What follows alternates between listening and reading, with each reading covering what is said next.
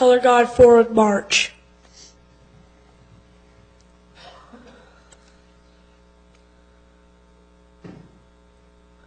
Please make the proper salute.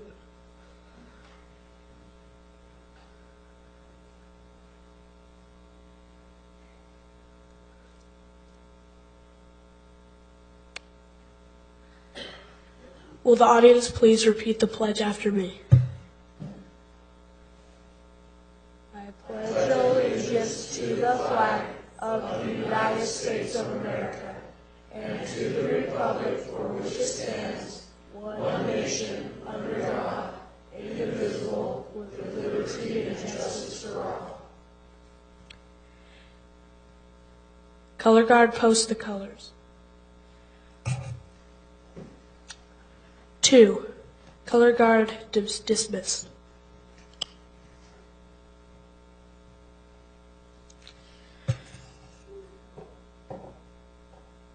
The audience may be seated.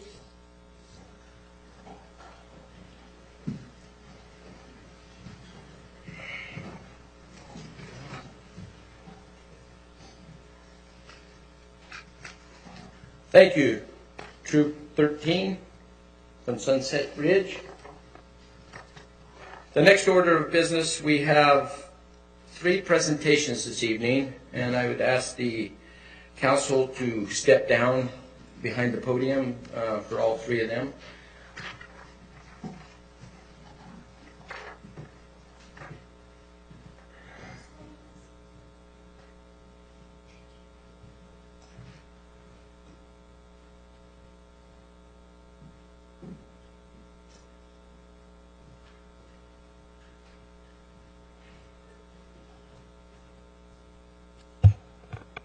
Jack, would you come up, please? Tonight we have the special privilege of having one of our special citizens and an opportunity to honor his service. As you all know, next Tuesday is Veterans Day. Jack Kent Hansen was born February 28, 1925. Jack served in the Airborne Division of the Armed Forces during World War II from May 1943 to January 1946. Jack was then sent overseas from Camp Hale, Colorado, served in Southampton first and Hampshire, England, the 101st Airborne Division, the Screaming Eagles, a U.S. Army Modular Light Infantry Division trained for air assault operations during World War II, was renowned in Operation Overlord. The D-Day landings started June 6, 1944 in Normandy. This man, who we're honoring tonight, paratrooped in behind enemy lines, served the rest of the war in different campaigns throughout the war, including Holland and the famed Battle of the Bulge. He's here with us today. I had the pleasure of meeting him out near his house about a month ago, and this is the first chance we've had to honor him. And I'd just like him to say just a couple words. He really doesn't want to speak, but in honor of the service that he gave our nation and all those that served with him. I've been a study of World War II, and the casualty rate that his particular division took is just incredible. So, Jack, do you want to just say here, step up to the microphone and just give us a little bit of what happened on that day? I've had so many operations on my throat, I can't hardly talk, but all I can say is I wish some of my friends that are all gone now could have some of these honors too. Thank you. Thank you, Jack. Jack? Come here, Jack. Jack, we have this proclamation to award you from the city of West Jordan. We are honored that you are a resident in our city, and we honor you tonight. Everyone here. Thank you.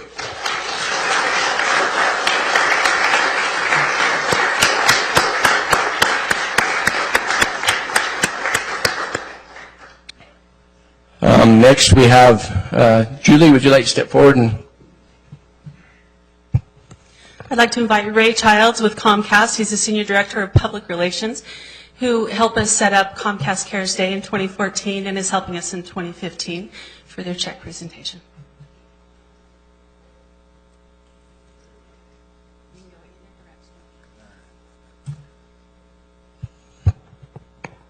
Well, it was a great experience for us. Each year Comcast does a day of volunteerism. We organize the day of volunteerism called Comcast Cares Day, and we last April, it took place on April 26th this year. Last April, we had a wonderful day. But I want to tell you a little bit about the beginnings of all this.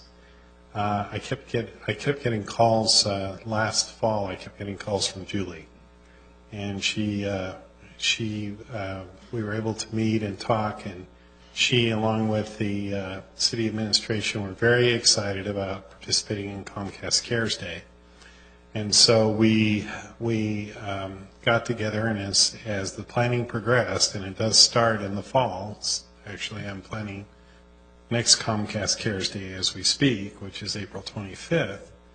I became very excited and really enjoyed the opportunity to work with Julie and the rest of the folks here at the city to prepare for Comcast Cares Day. Everybody was very enthusiastic and worked very hard to get as many of the citizens of West Jordan City involved in this wonderful day.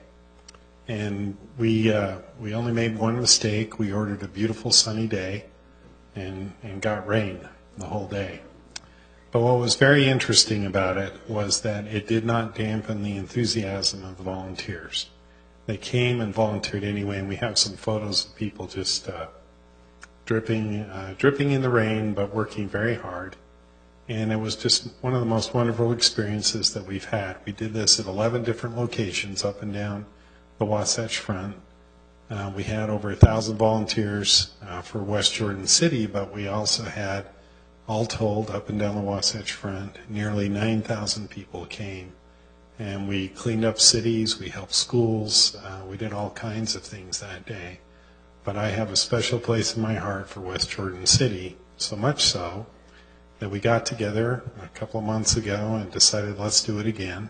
So we're looking forward to it. But aside from the great work that was done to improve the city of West Jordan, aside from the food that we provided and the T-shirts, on behalf of every volunteer, a personal grant is given.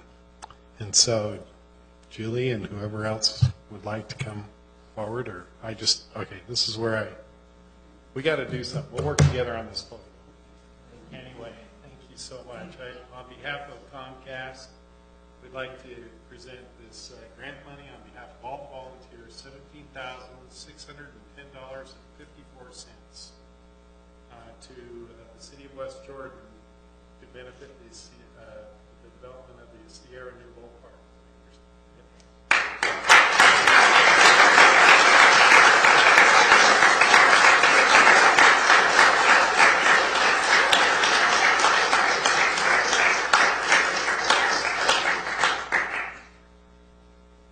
And we look forward to, by the way, having a dramatically increased number of volunteers. This year, Julie's ordering the weather, so it'll be sunny and warm. Right? we can't thank you enough for participating with the residents of our city. The city council is most grateful. We look forward to next year. You know, I showed up to help sign up at 6 o'clock in the morning, the rain pouring down. I thought no one is going to show. And what was the number of total volunteers that showed up hardworking that day? Do you remember the? Here? Yes. Over 1,100 showed up, the most that we've ever had, right? Thank you so much. From the council and the residents, we appreciate your partnership.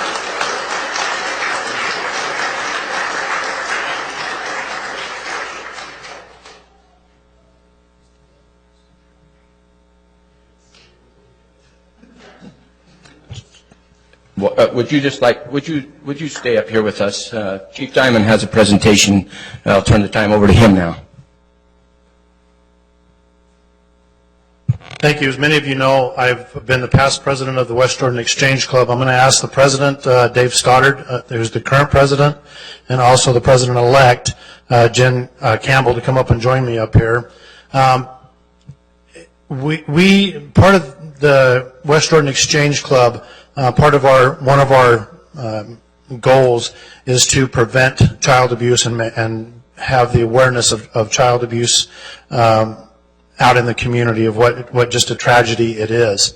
As hopefully you know, the Sierra Newbold Playground is dedicated to one of our young citizens, 6-year-old Sierra Newbold, who was killed, murdered, and the playground is honored for her, or is named for her, in honor of all children, so that they can fly and reach their potential. The Exchange Club has been tasked by the city. We're working with the city to raise money to finance that playground to help. Again, if you haven't been out there, I've been out there several times now, and it's just amazing to watch the children play on just the wonderful playground that it is. And so we'd like to thank Comcast for their donation to this by presenting kind of them. It's going to go on the wall, the memorial wall that's out there. This collection of balloons with Comcast's name on it. So if you'd come up here, Ray, appreciate this. Thank you very much. The donations for this wall will be put up there. I'm going to just show you real quick.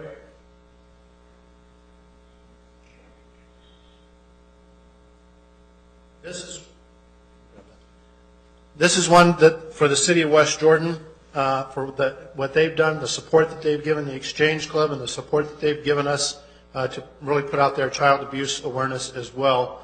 So this is a similar cluster that we have here.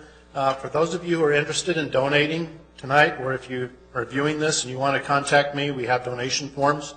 And depending on the amount that you donate, we'll put one of these plaques in memorial of that donation up on that wall. Our goal is to fill that wall with balloons, symbolizing the freedom that children should have. Okay. So with that, Comcast, thank you very much. Thanks, Ray. Thank you very much.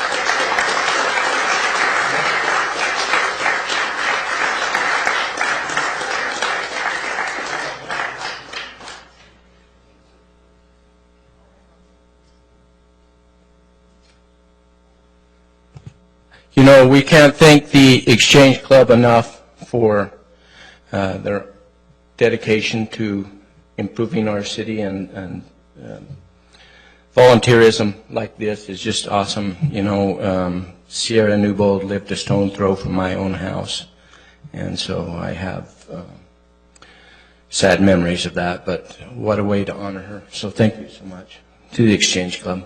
Appreciate it.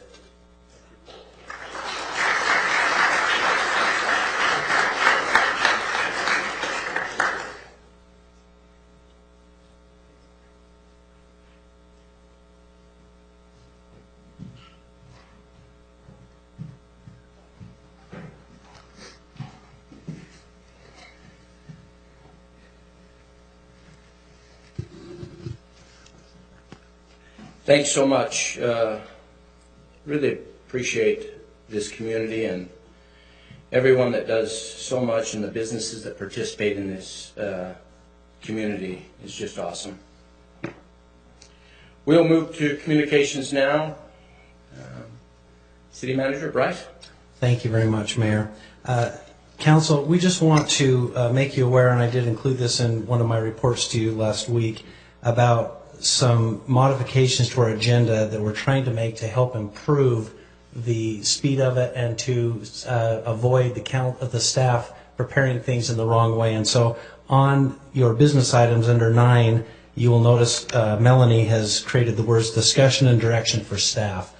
Those are items that we do not intend for you to vote on. We're looking for your direction. We hope this will speed up the process to just say, here's some options, tell us what you're wanting us to do, and then we'll go back and prepare them that way. We're also interested in knowing, would you like us to create a separate section on the agenda that specifically has these discussion items? Now, some councils do this in work session type mode. We think we can do it during the regular session if you want to continue that way. But we want you to be very clear that we're not asking for a vote that adopts anything. It's just give us a consensus of what direction we prepare the future documents that would come back, and then they could go on consent or things like that. I've used this process in other places I've worked, and it's really sped things up and avoided confusion. Are there any questions on that? Please. Did you say it was a business item today? These are not, they're under business items. They're shown as business items, but the way it's worded is discussion of possible action just means, discussion and direction means that there's no intended action. So what I'm asking is, we could create a new section on the agenda, say 10, that would not confuse you or the public of these types of things regarding business, as far as business requiring action. Would that help you to create a separate so section? you're talking about making a new section, not actually having something on our agenda today? Okay. Yeah. In the future, we would have a new section if that would help.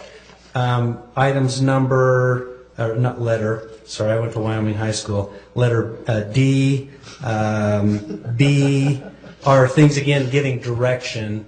And so we do not intend for you to vote on those items tonight. But would you like a different section? Would that help you out? Because we're gonna bring you several items in the future that instead of staff approaching you and saying, here's something for you to vote on, and you to say, well, wait a second, that's not really the direction we want to go, then we've wasted a bunch of time. We're going to try this out to see if it helps speed things up. So you'll actually hear about it the meeting before there would be a vote. If we believe there's...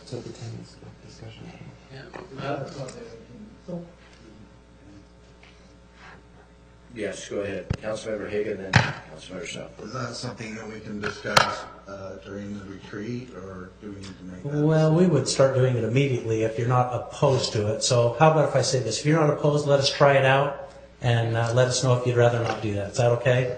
Very good. Moving on, please make sure on your calendar for November 13th at 7:30 a.m. You're available to join us for the legislators' breakfast. Jeremy's prepared the agenda. Okay, so you have copies of that, and we're inviting all of the current elected officials and those who were elected during this election yesterday. And if there's any subjects that you think need to be added to this agenda, if you would please let Jeremy or I know, we will add those to the agenda. The next item is tomorrow morning at 10 o'clock. We have a delegation of dignitaries from Kenya who will be visiting the city. They want to learn about our form of government, and we will have the mayor, myself, the two chiefs, and Wendell Rigby, all meeting with them for about an hour and a half to talk about our form of government and help folks from Kenya.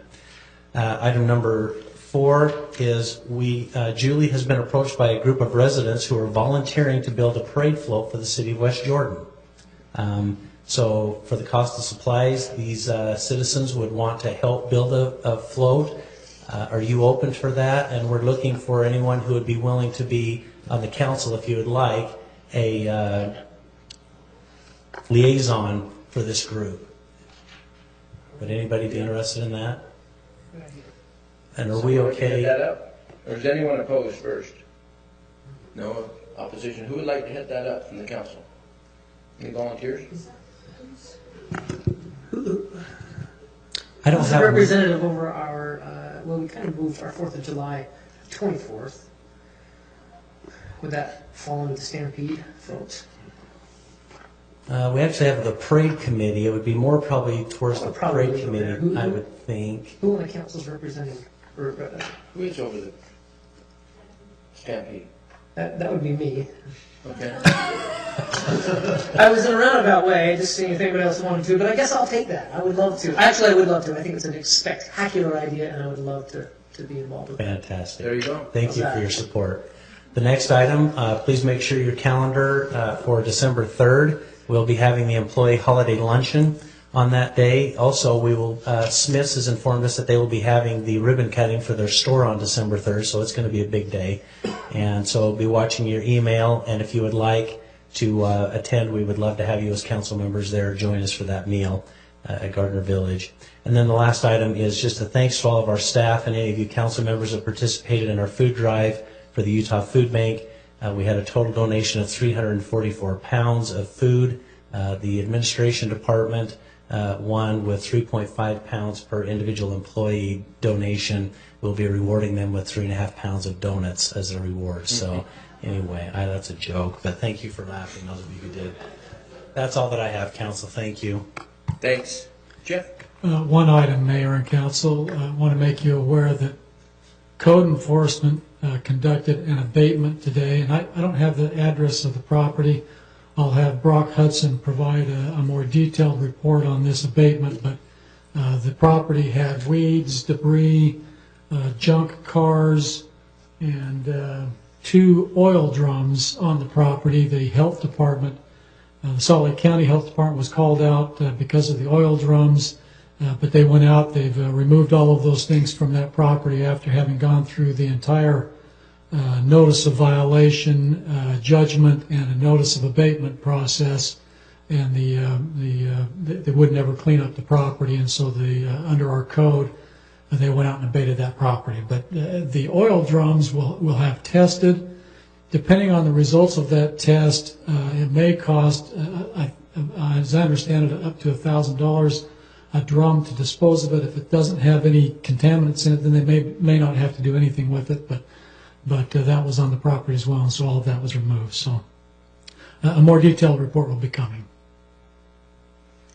Thank you. David Oka? I have nothing for this forum tonight. I have things, but not in public yet. Thank you. Tom? Thank you, Mayor, members of council. Tonight, I just would like to give a quick update on the Gardner Station project. As you know, the Gardner Station had a public hearing on the second plan on September 10th, and the City Council reviewed the new plans at that time. And of course, this is all to correct development to be more compatible with Gardner Village from the first plan, in Plan 1, which was denied at the early part of this year.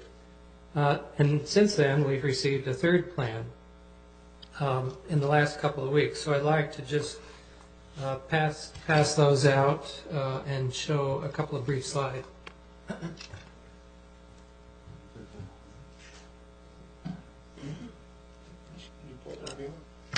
Council member Stoker is passing down packets for the council members, and they're enough for the city clerk, city manager, and city attorney.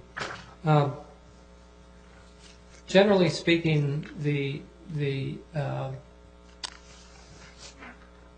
changes include a reduction of building height of buildings 5 and 6 by removing one full story from 65 to 55 feet, expanding out the footprints of some of the buildings to keep the density about the same and reflect a building number 8 in phase 2.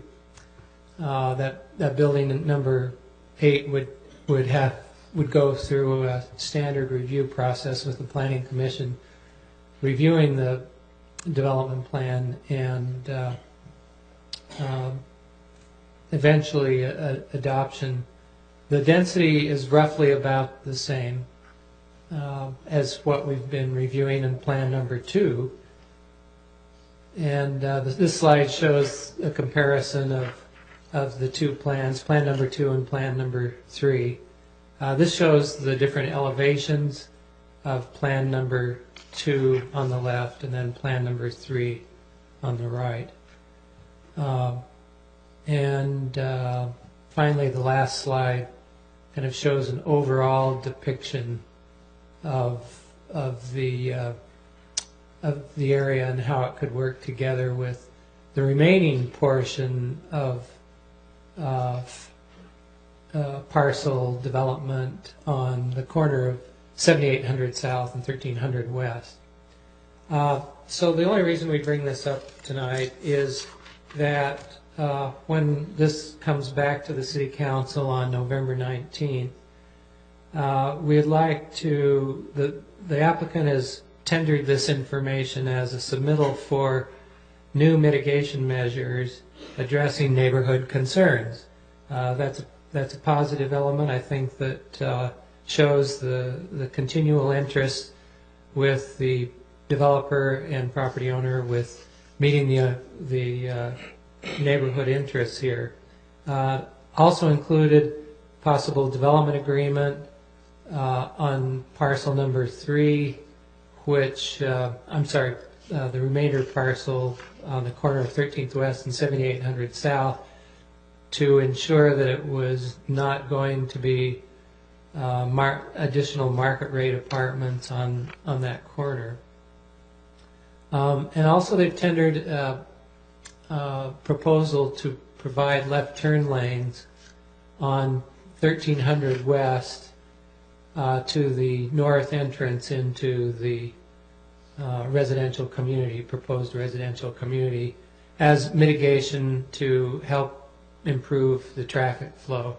Still keeping the mitigation of the right in, right out at that same access way. So with those 3 elements being tendered as additional mitigation, staff would like the council's concurrence to bring forward an amended staff report, taking the options from 3 options, I think, in the staff report that was on your agenda for September 10th, down to just 2 options that incorporate not this plan, of course, but conditions should the council wish to ratify this density and do so in a manner that wanted all of these mitigation items in place. We would provide that as one of the options. So unless there's any concern about that, we would like to bring that cover page of the staff report and as an addendum forward for your packet on the 19th. Any opposition? Councilmember Haga. Yeah, this item was brought, I object to this because this item was brought back to the council as a reconsideration on a previous plan that we were shown in closed doors, and I think this is out of order, frankly, so I would be opposed to that. Councilmember Southwood? Yeah, actually, I don't need to say anything. That's okay. Looks like it's okay. Thank you. Thank you, council. That's it for me. Ryan? Just quickly, we just wanted to let you know that we have hired our financial analyst that you graciously gave us in the budget. He will be starting on November 17th, and like I said, he brings a lot of experience, so we're glad to have him starting on the 17th to help us out in the finance. Thank you. We've been looking forward to that. Thanks. Wendell? Nothing this evening, Mayor. Chief McElroy. Thank you, Mayor and Council. Just want to update you on Fire Station 54 and the police station. We had our meeting on Tuesday. We have an updated schedule from the builder with their completion date scheduled for March the 13th, and we're tentatively have a move-in date of April the 1st with an open house to follow shortly thereafter. Did want to bring up one other item as we're going through and adjusting plans is on the signage on the building. I believe that prior meeting, Chief Diamond brought forward about as we mark that building, it'll obviously be West Jordan Fire Station number 54, but as you know, there's also a police substation component in that. And we talked about naming that the West Jordan Bagley Park Police Substation.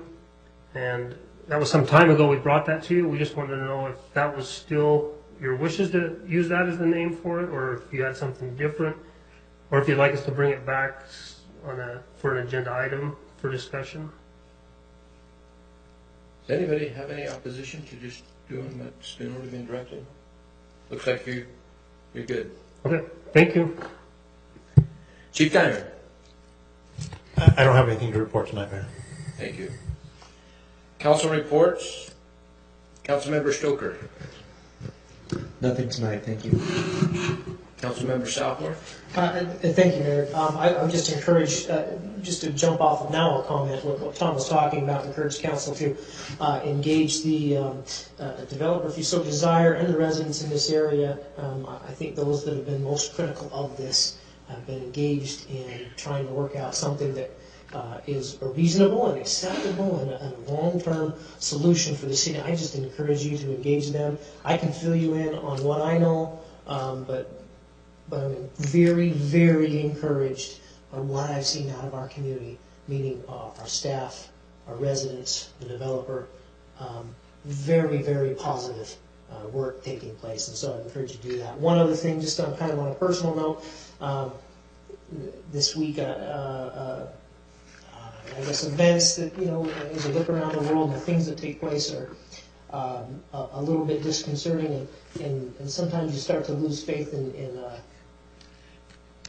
in where the world, I'll try to do this clearly, where the world is heading, and it was my hat's off to the Exchange Club and all those involved with what's taking place at the Sierra Nouveau Playground.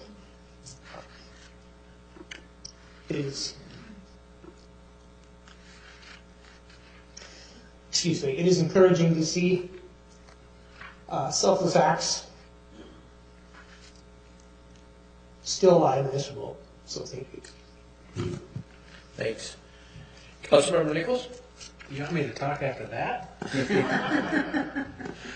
I don't have anything tonight, but thank you, Mayor. Appreciate that. Thanks. Councilmember Haga? Yeah, thanks, Mayor.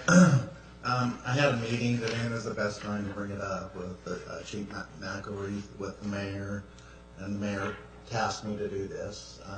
It's being proposed by another city with our Jordan Valley Medical Center, which now they call the West Valley City Campus, of what they call a trauma transport.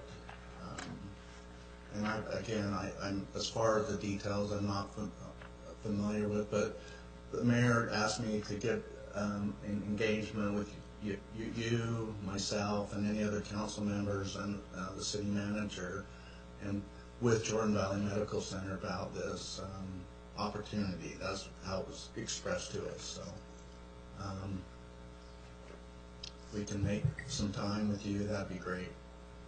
Eagerly awaiting. We're 7 days a week, 24 hours a day. Okay. So whenever you're ready. Would anyone else like to participate in that from the council? I find my time very thin, so if somebody would like to participate in that, see if that's something that we want to go. Is anybody? I can do that. Okay. So we have two. Thanks. And then just one last thing, because a descendant of veterans, and meeting Jack Hansen and honoring him tonight, this takes me emotional too, but as a student of history, that gentleman that stood in front of us today, a centurion, somebody that flew over Germany in the dark and jumped in enemy back lines. I'm glad to be honored, and thank you, Mayor. Thanks. Councilmember Hanson. Yes, thank you, Mayor. A week ago Monday, I attended the Council of Governments meeting that's held once a month at Murray City Hall. And we had a speaker there that went over all of the different types of bonds that municipalities can use and do use, and the difference between them, as well as the difference in interest rates, the difference in payments, which were the best to use, which were the most dangerous to use. It was extremely interesting. I have asked them to forward that to me so I can forward it all on to you. So once I receive that, I will forward that on to you with all of the discussion on that. And that's all. Thank you. Thank you. Councilmember McConaughey. Nothing this week, thank you, Mayor. I just had one item that's I've been going over for quite a while since it's been delivered to me. It's from ACE, Recycle and Disposal. they have proposed 8 additional 30-yard roll-off containers to help, as I know everyone on the council knows, they become prized commodity, and 8 additional would make it much easier to schedule one, and I believe that we need to, if people are willing to clean up the community, we ought to provide the means. They would like a $10 increase in the delivery and pickup of those containers, though, of all containers, in order to make this jump, and that new price would be $101.16. I believe that would have to come back, Bryce, would it, for an agendized item to change the contract in that amount. So, would anybody be opposed to having this come back and look at that with ACE? Okay, that's all I had.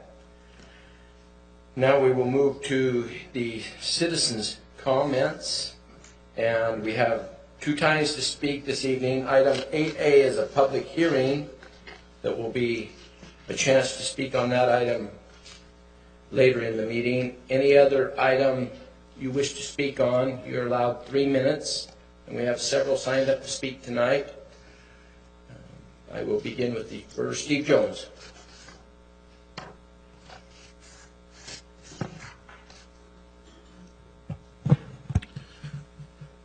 Council, I greatly appreciate you being here. My name is Steve Jones, 3234 West, 6920 South, here in West Jordan.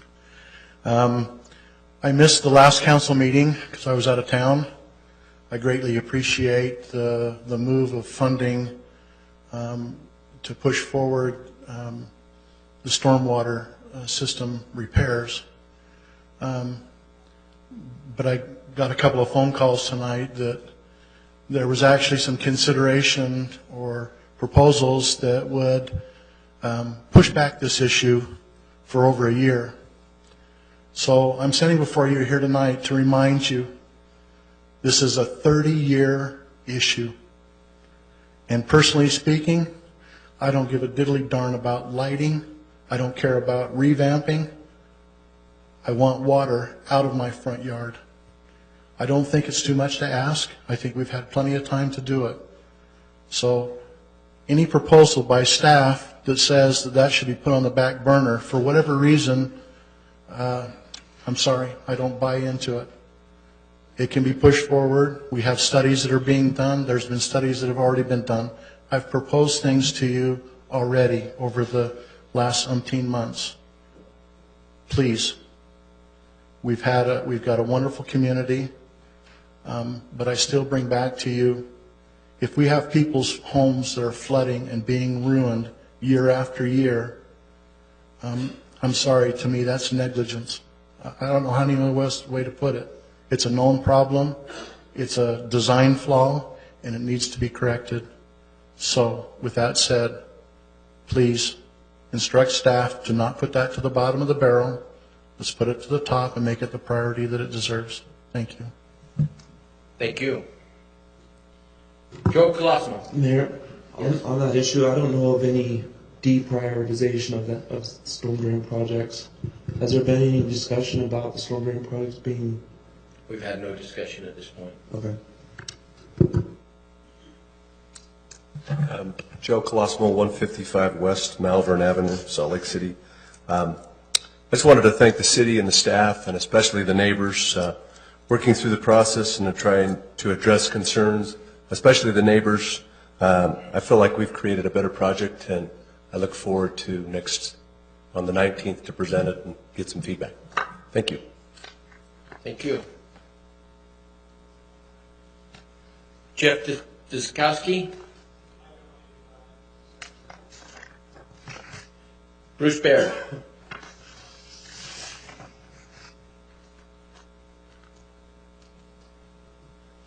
Mr. Mayor, members of the council, thank you. My name is Bruce Beard, 2150 South 13th East, Salt Lake City. I'm counsel for the Gardner Station project. We've carefully discussed this with your city attorney's office, and Mr. Thorup asked us to say tonight in this session of the council that we agree with the process that Mr. Burdette has specified and would agree with the vote that we hope you'll take to approve the project and make it a condition of the approval to essentially do the new plan. And that's all I have to say because Mr. Thorpe requested me to say it. Thank you. Thank you.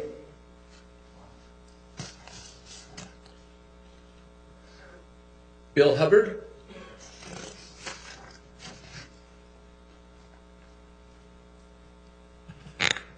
I'm Bill Hubbard, 3248 West, 6775 South Street in West Jordan. And I've come to address the storm drain issues in West Jordan, specifically item number 9D that is on the agenda for today.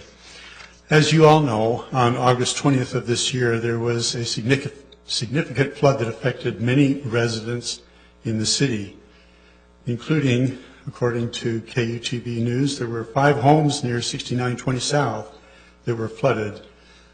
In one case, that home had been flooded 4 times in the past 5 years.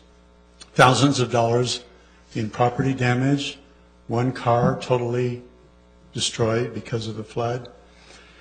Since that time, citizens have testified in this city council meeting that they've had repeated losses over the years, and they can no longer afford to repair their homes. They keep sandbags on hand constantly in case of future flooding. This is a very emotional issue for members of my neighborhood. Even though I was not flooded, I'm affected, and I understand the emotions and the financial losses. It's a highly charged issue. I want to thank the City Council for approving a $4 million transfer to the Storm Drain Fund at the last City Council meeting. And also, thank you for making storm drainage improvements a top priority in future projects of the city. 60 citizens were here at the last City Council meeting to affirm their support for this measure. But we understand that there is a need for bonding. I was not aware of that. I'm glad to know about it. I need to become more informed. But the current item 9D proposes a delay in bonding until the end of the year 2015. That is not acceptable to my friends and fellow citizens who have been affected repeatedly by storm drainage. What is needed, I ask, what is needed to improve the priority for storm drainage improvements, to get that bond approved in early 2015? What stands in the way of having storm drainage improvements next year? What needs to be done to get this project on the road and built so that my friends and fellow citizens can have relief from this major disaster in their lives? Please address these issues today. Thank you. Thank you. Rose Alexander?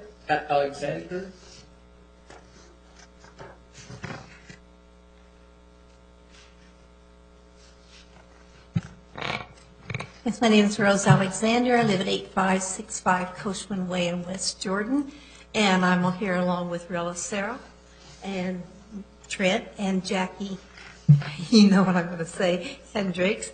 And we're here about our concern about our lack of the speed bumps that were approved 3 years ago in the West Jordan Senior Center. We're on that advisory council, and we're representing them to say, why not? You know, they were approved, the funding was there, it was not, then it was taken away. Then we were told it was too cold, too hot, not the right time, not enough manpower. Well, this has been 3 years now, and I'm wondering, is it going to take a child to be hit, going to the community pool, or someone, one of the seniors being hit, or almost hit and falling down before something is done? Can you respond to that?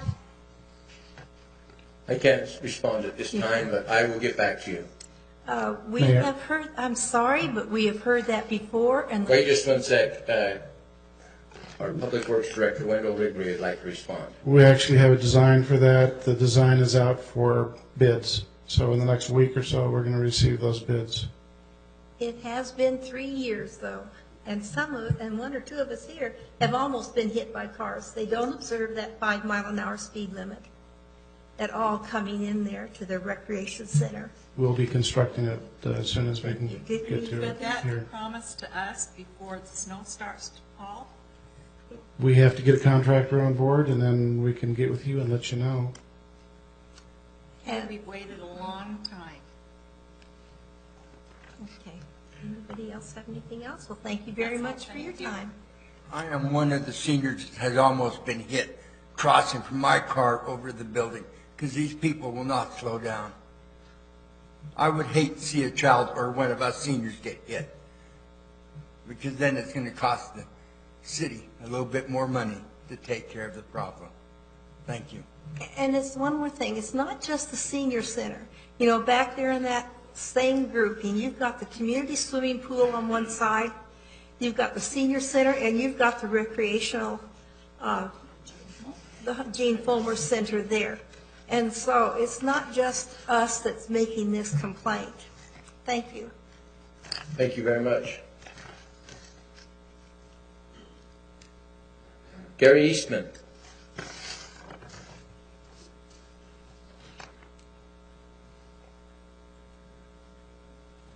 My name is Gary Eastman. I live at 8929 South, Sunwood Drive in West Jordan, Utah. Been here a few times before, talking about the train that comes behind my house and switches out cars. I did get a phone call about 3 weeks ago from somebody on the committee, I believe it was. Thank you. I'm bad with names, so I can't remember who it was. But I did get an update, and then I've received a letter just the day before yesterday. But from the letter, from what I see, is it's really there's no violations they found as far as the health department goes. I don't know if somebody contacted them shortly after the last meeting that I attended, but within probably a week they did come bundle up all the ties, put them in a respectable manner, and kind of cleaned it up. So the visibility part has gotten better. As far as the letter goes, it really says that there's nothing that you guys can do, from the way I read it. But I still would like to know there's things that can be done. The sound barrier wall can be put up, or you can change the zoning to a quiet zone. I don't know what it takes or who it takes, but I don't really want to sit still from just saying, you know, we've done what we can do and this is it. A sound study that should have been done, or I don't know how extensive it was done when this was put through, but I believe that maybe a sound study was done on a passing train, and this, again, is not a passing train. It sits behind my house for, you know, half hour to 45 minutes switching out cars. So I don't know if the sound study was done wrong or if it was just kind of overlooked, but something needs to be done. And I just want to, last thing I want to say is sleep deprivation is used for torture, and I want to be the first to say it honestly works. It's hard night after night not getting sleep, and so with that being said, if this is all you guys can do, I'm not done. Whether I got to get an attorney, I don't know what I got to do, but I'm not done. Thank you. Jack Duffy?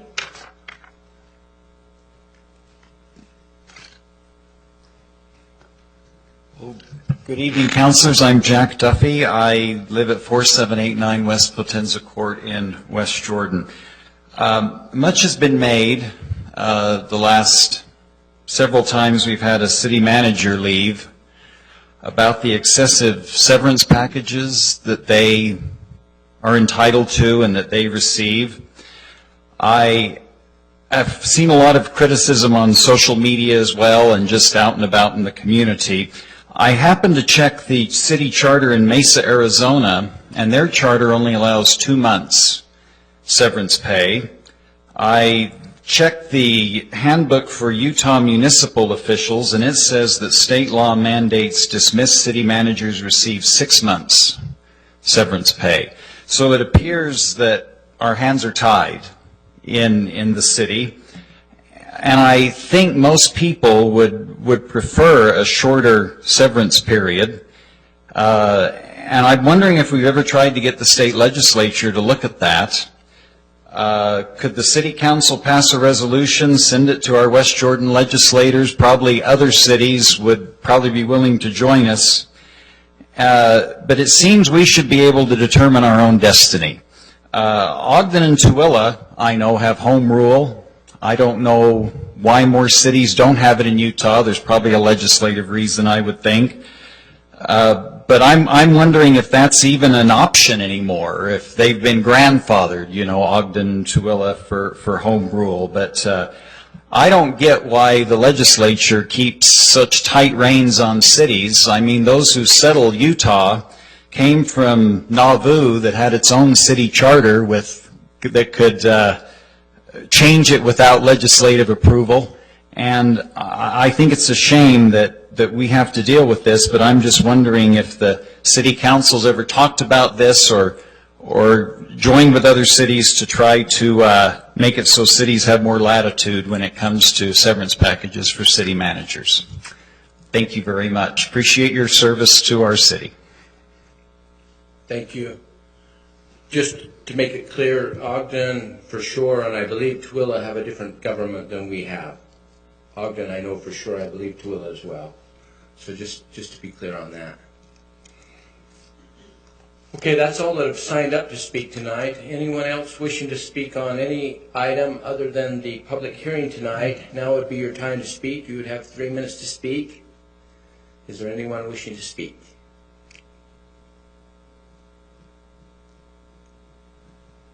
Please state your name and address, please. Thank you. My name is Tom Howder. I live at 6812 South, 3235 West. I am a neighbor of one of the individuals who is deeply affected by the flooding. I live up street. I live at the high end of the street, and my driveway slopes about 3 feet up from the curb, so I don't have any risk of flooding. If my house floods, we should all be looking for an ark to try to board. That being said, in my profession, I'm Director of Quality and Regulatory at a medical device company in Murray. And if there's a medical device under my watch that has a problem with it, I have a moral obligation to do whatever is necessary to make the corrections to make sure that device is safe, even if it requires taking the device off the market and doing a full-scale recall. I'm also, in my capacity, I also have the opportunity of auditing other companies to make sure that their quality systems are in place that allows us to receive product from them in suitable ways that we're able to do that. A couple of weeks ago, I applaud the City Council in directing $4 million to fix this particular issue. I am very saddened by the fact and very discouraged that the vote was not unanimous.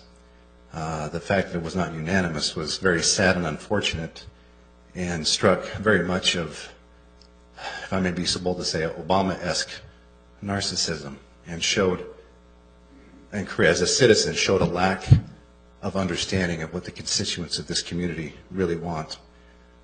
I want to say for the record, as a citizen of this community, one who pays taxes and pays the fees, that I not only authorize the City Council, but expect them to use and to adjust the funds accordingly to directly help the citizens of this community.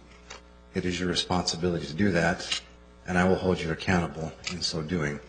Let us hope as we go forward that the Council understands that it's the people and the citizens of this community that mean more than dollars and cents in whatever bucket these things come out of.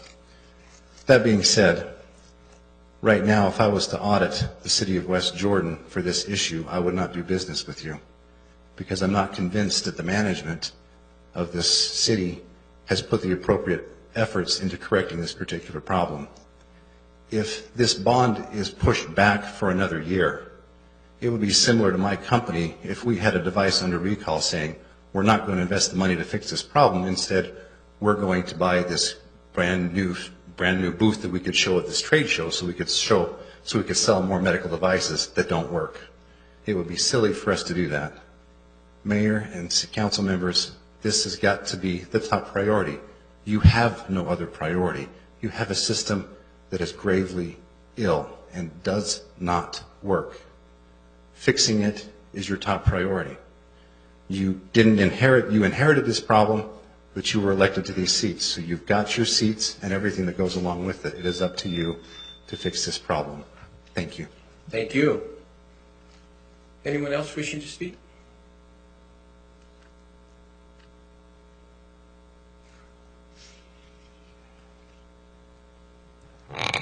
Mayor, can we discuss item 9 at this time? Is that what this is? Can we address that? You're free to speak now if you'd like. Okay. Ron Martinez, 1084 West Willwind Drive, Farmington. We're working on a piece of property that's in the TSOD zoning.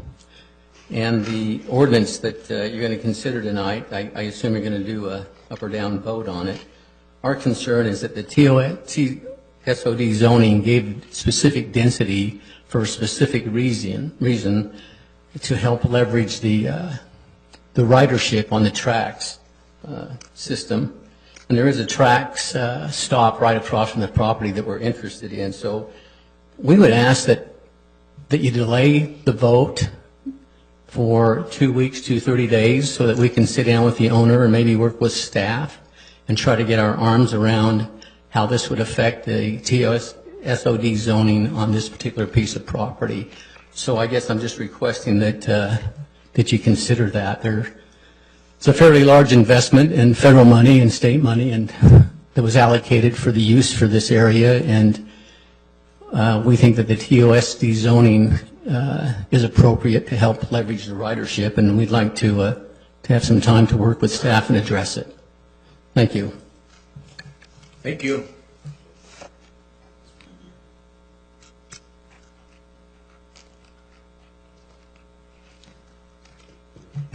Joe Long, 1100 West, 7800 South.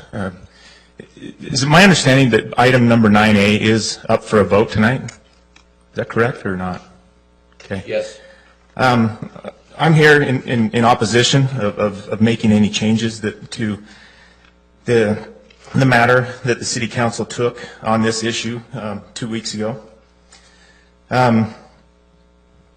Although it appears to be a small text amendment to this matter, it's actually a major impact to many people in the city. The fact that this item is up for vote is actually there's a lot of issues in only 3 minutes to get it in, but really the process of making a change at this point when no notices have been sent out to landowners that are going to be impacted by this issue is really excluding their due process rights.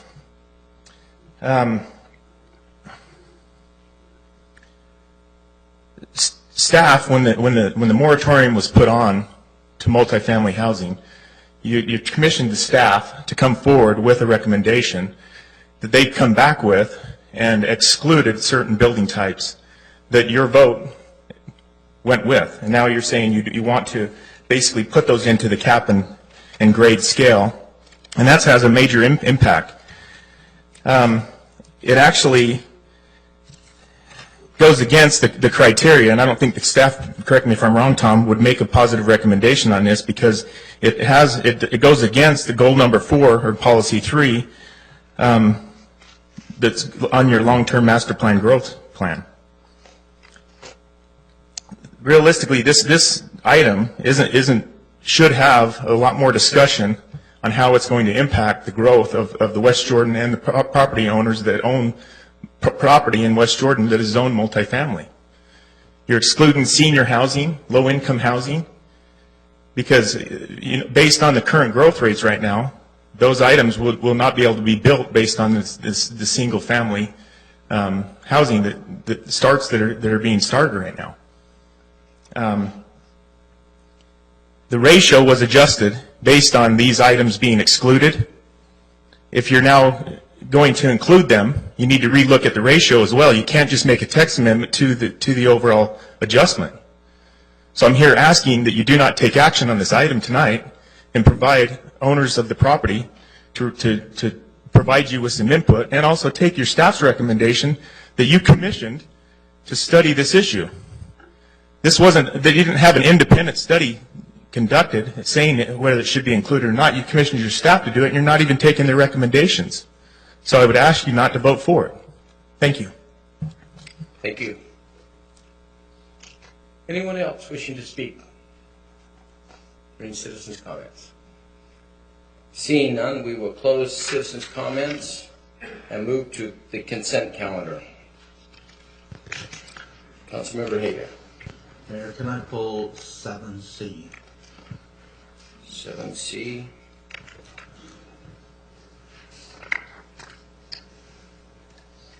Motion. Yes, Councilmember Nichols. I move we approve consent items A, B, and D. Have a motion?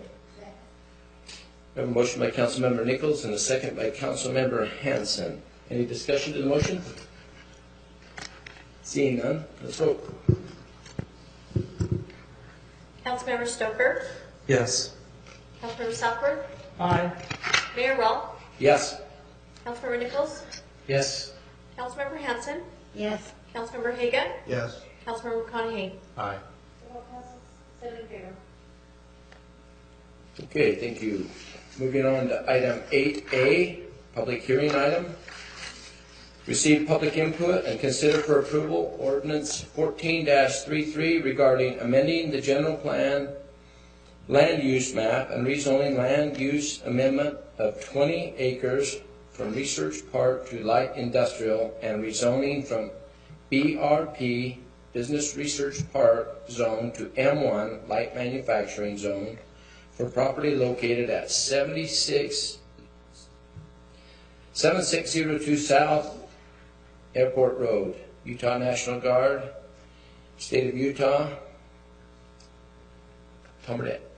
Thank you, Mayor and members of council. The National Guard is seeking to add additional parking stalls onto the land that they currently lease from Salt Lake City. And in the process of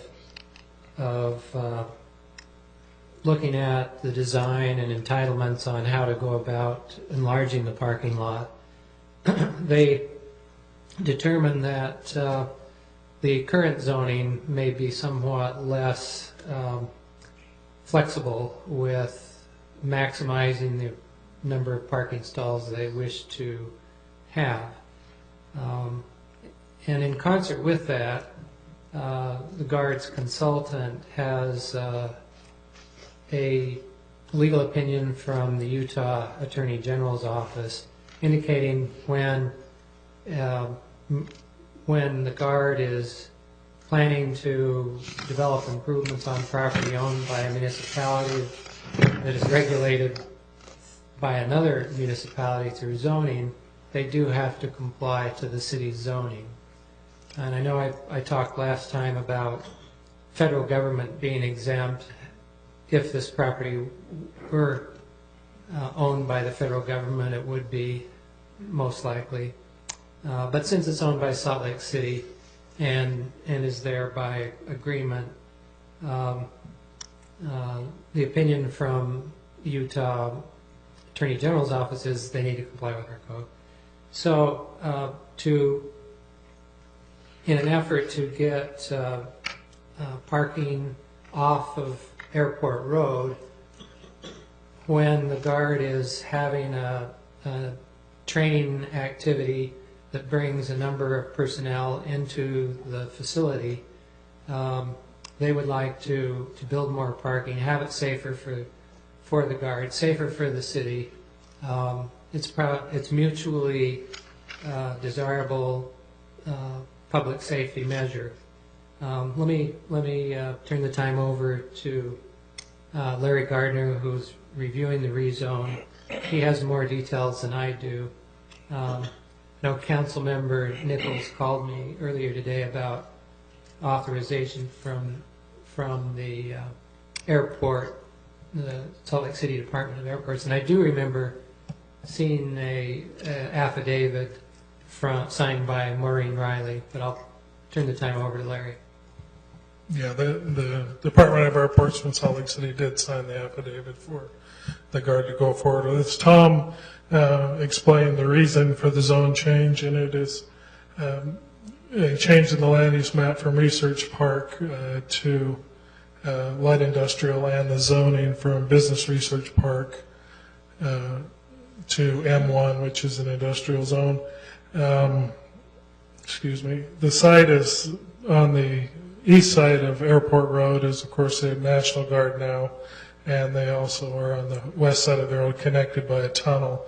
To the north is storage units and more light industrial type uses, and then farther to the north is also the airport. And then to the south of this property is a storage yard here and a heavy, what we call a heavy commercial zone. The nearest resident to the site would be to the west, about 450 feet across this open field. The reasoning for the expansion of the parking lot, as Tom said, is to get the traffic that builds up on Airport Road. And the BRP zoning requires a setback between parking lots of a minimum of 10 feet, where M1 zoning does not. They would take out this landscaping at the extreme north end and some landscaping at the front to facilitate the parking lot. The building is still set back about 180 feet from the road. There'd still be roughly 60 feet of landscaping along Airport Road. All of the stormwater will be contained on site in this area, and there's a retention pond in this area, and none of it will flow onto the street or onto neighboring properties. And this is just a schematic of how the parking lot will be configured. The ingress and egress points really won't change. They'll stay the same, except this parking lot will be connected through. And it really does solve a safety issue that is occurring on when drills are occurring. And staff recommends approval of this ordinance. It meets all of the criteria for the general land use amendment and for the zoning approvals. So if you have any questions for me, I'll answer them. If not, I'll go sit down and can talk to the applicant. Questions from the council? Looks like you're good. Did a good job. Thank you. We'll now open the public hearing portion. Anyone from the public wishing to speak on this item could step forward now.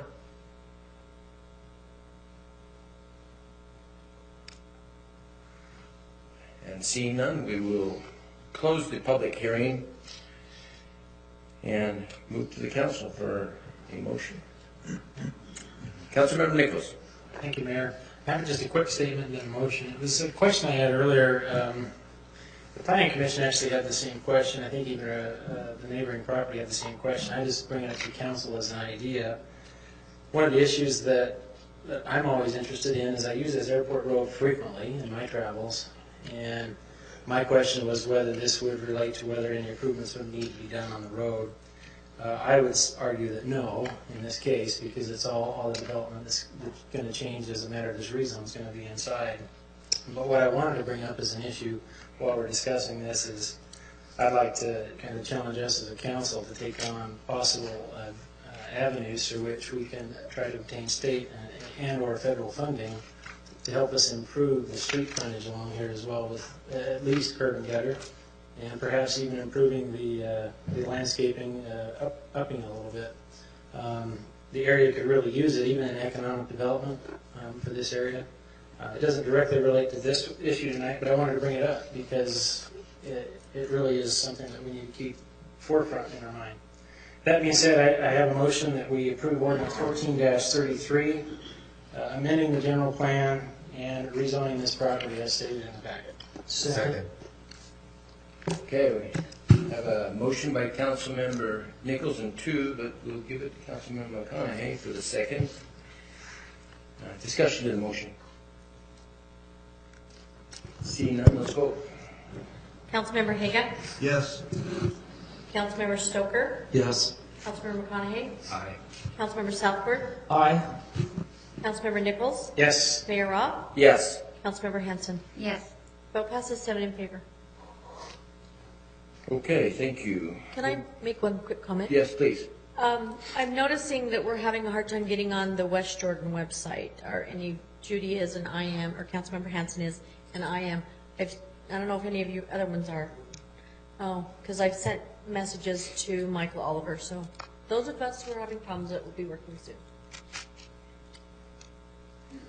Everybody else okay? Councilmember Hanson, you Yeah, I've got it right here. You got the paper, okay. Okay, thank you for that information. Item 9A, reconsideration of ordinance 14-31 adopted October 22nd, 2014, and approved ordinance 14-34 amending the 2009 West Jordan Municipal Code, making miscellaneous amendments and adding language relating to the new cap and grade requirement for certain types of multifamily residential developments citywide. Applicability, City of West Jordan applicant. And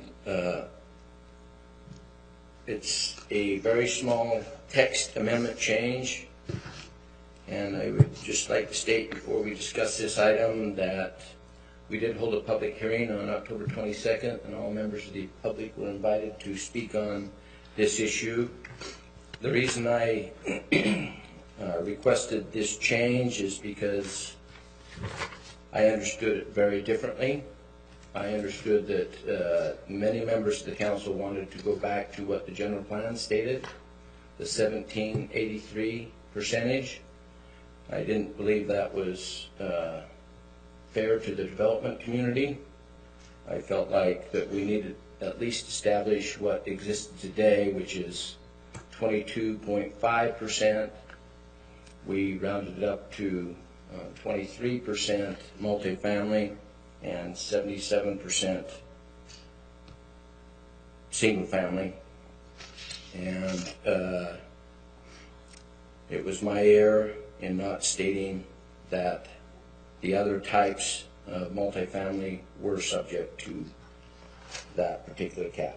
I believe if we don't make this text amendment change, we'll end up with 50% multifamily. That's my opinion. Councilmember Southwood. Thank you, Mayor. Could you clarify me? Is this? It says a reconsideration. Are you bringing this up for a reconsideration vote, or is this an amendment to? Well, it's truly a text amendment to the prior ordinance that was passed on the 22nd of October. Understood. Thank you.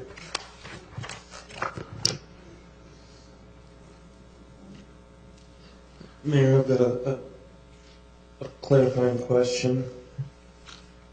I don't have the list in front of me of the people that would be impacted by this. I guess my biggest concern is the Gardner Mill project that we've been actively engaged with. Are they vested? Yes, they were in before the moratorium went on. And then I know 3,000, I believe. 3,000, if I'm accurate, I refer to Tom. 3,000 that do not fall within this particular cap and grade system. Is that accurate, Tom? 3,000 units? I'm going to have to defer to Greg. I know he's been doing more work on this lately than I have. All I can say is that I haven't had an opportunity to review the proposed language. But Greg, did you want to comment on it?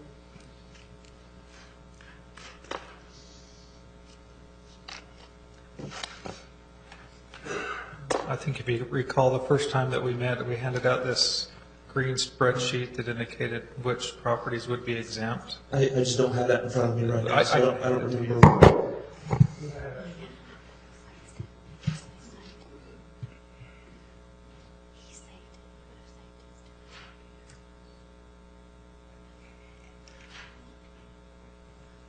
So yes, it approximately 1,600 would be exempt under that spreadsheet right there. But what we included with potential exemptions were those right there as well. So that would bring you up to 3,000 potentially. That's I understood it. That's why I used that round number of 3,000. I know that's not exact, but yes. Oh, excuse me. We had a. It was just a really quick follow-up question. Please. With the TOD question, how many TOD areas do we have outside of the Gardner Mill and the Bangerter Station. Do we have any other TODs that could possibly be developed? We do? Okay, thank you. Now, Councilmember Haga. Yeah, question to Tom. You know, I called you during the week after this was passed, and even before this, and wondering what really we passed. And I agree with this, by the way. Two strikes can change the whole meaning of this ordinance. And you know, as a proponent of this, the 17% cap, and I didn't have a problem with these other things but at the closing of that motion, I was under the assumption that these were still exemptions. So, but when I talked to you, here's my question: what was your understanding? Well, that night.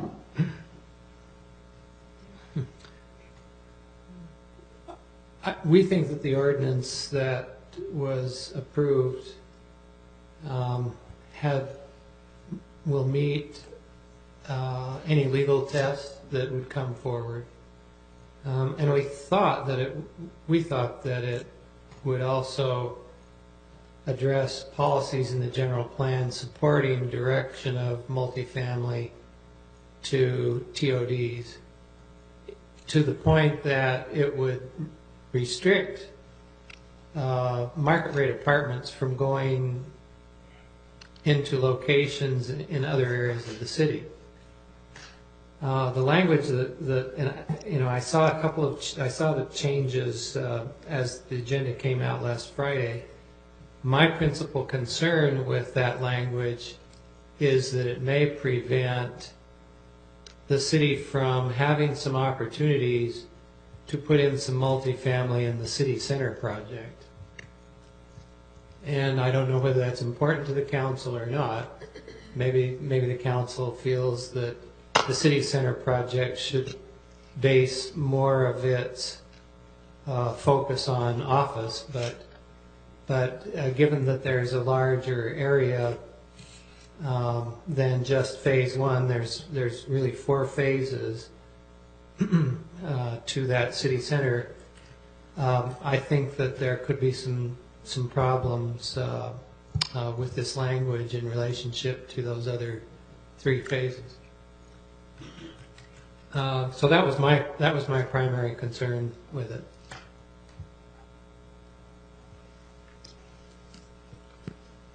Other comments from the council?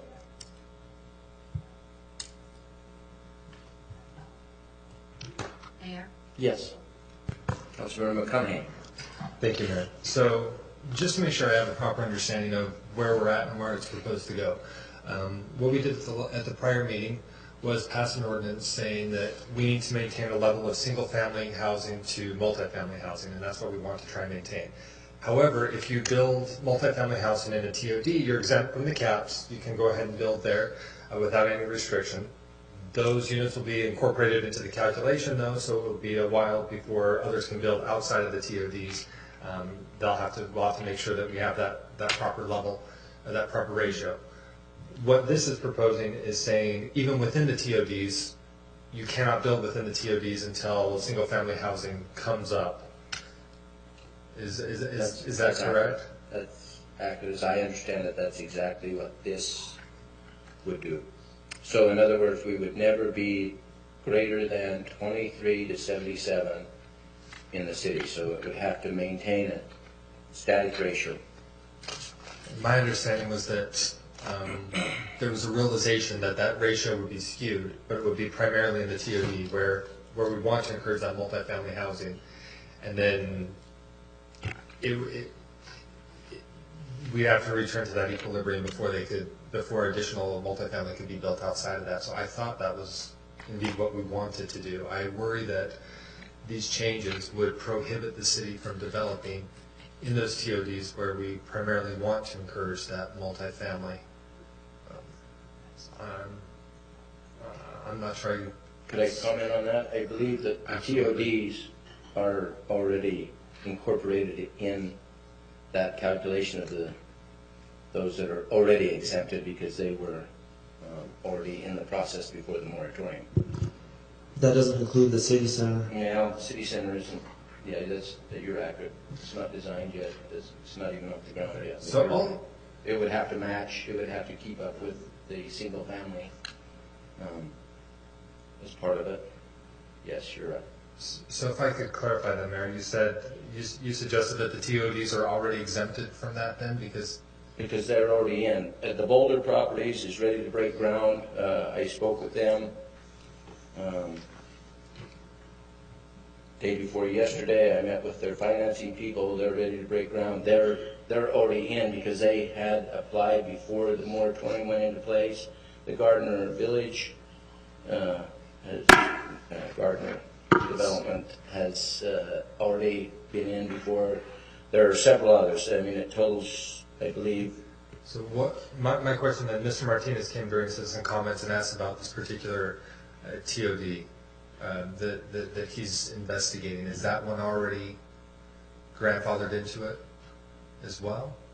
And then my follow-up question would be, if most of the TODs are already approved, why do we need to worry about saying they're not exempt from that cap? Why couldn't we just leave it as is? Well, because it's not just the TSODs, it also includes all these other six housing types that are exempted from that ratio. And there's no control over the ratio based on the ordinance as it exists. Now, as I recall, most of the discussion was, and the reason I made the motion that was passed was most of the council, the greater majority of the council, wanted to go back to the 1783. And I just didn't believe that that was possible, and I didn't think it was fair. So this is why. But I understood it because of all the discussion much different than it exists. This small text amendment would be exactly what I intended. So that's a decision the council needs to make. Yes? Mayor, can I just add something? And Greg might have to correct me if I'm wrong about this, but what's grandfathered in within the TODs are developments that have already begun. But any developments within the TOD that have not begun would not be grandfathered in. So they could not do additional multifamily development beyond what's already begun in those TODs. By begun, you mean haven't submitted any paperwork prior to the moratorium, is that correct? Correct. Okay. So we're talking about the city center.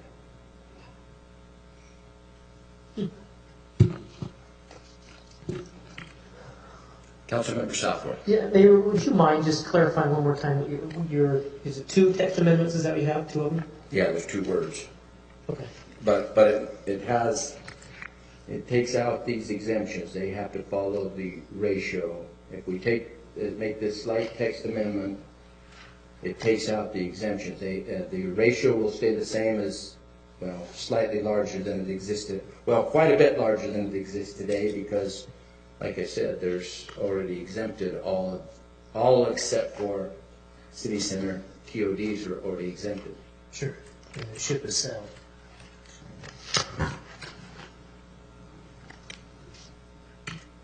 Councilmember Stoker. Thank you, Mayor. I'm going through all the TOD areas that are in our city. We've got the Gardner Station, and the Gardner Mill, I think, is really the only residential component of the Gardner Station TOD. We've got the Sugar Factory Station that is building out right now. And we've got the City Center core, which technically hasn't begun. And then we've got the Bangerter Station, which has an application. It is vested. And I think that's it. Am I missing anything? I mean, there's one at 4800 West, but it's just a parking lot. And I think we eventually took that out of the TOD zone, or the TOD overlay. I think the only thing that would really be impacted by this is the city center core. Well, I think there's a potential in addition, excuse me, Mayor. No, please. I think there's a potential for some additional at Gardner Station, not north of Gardner Station, but maybe south of Gardner Station should the asphalt plant redevelop at some point. So there, but that may trend more to office and research park anyway, and may not be an issue. But I think it's within a TSOD overlay. I guess it'd just be my opinion then that we don't restrict the TOD, because I don't think we want to limit ourselves to the city center. I think we want to see something like a City Creek that can be designed. I want to be able to hold the cards on that without having to get their own nails in the coffin to try to build that. And so, the other ones, if they pass the legal threshold, I know that the Housing Authority has concerns over disabled persons and low and moderate income housing and disabled people and all that kind of stuff. But if 5 and 6 can pass the legal threshold, I would be okay with all of that except the number 1, the TOD. I think we're only hurting ourselves on that one. Councilmember McConaughey. I just wanted to voice my agreement that I completely concur with what Councilmember Stoker just did.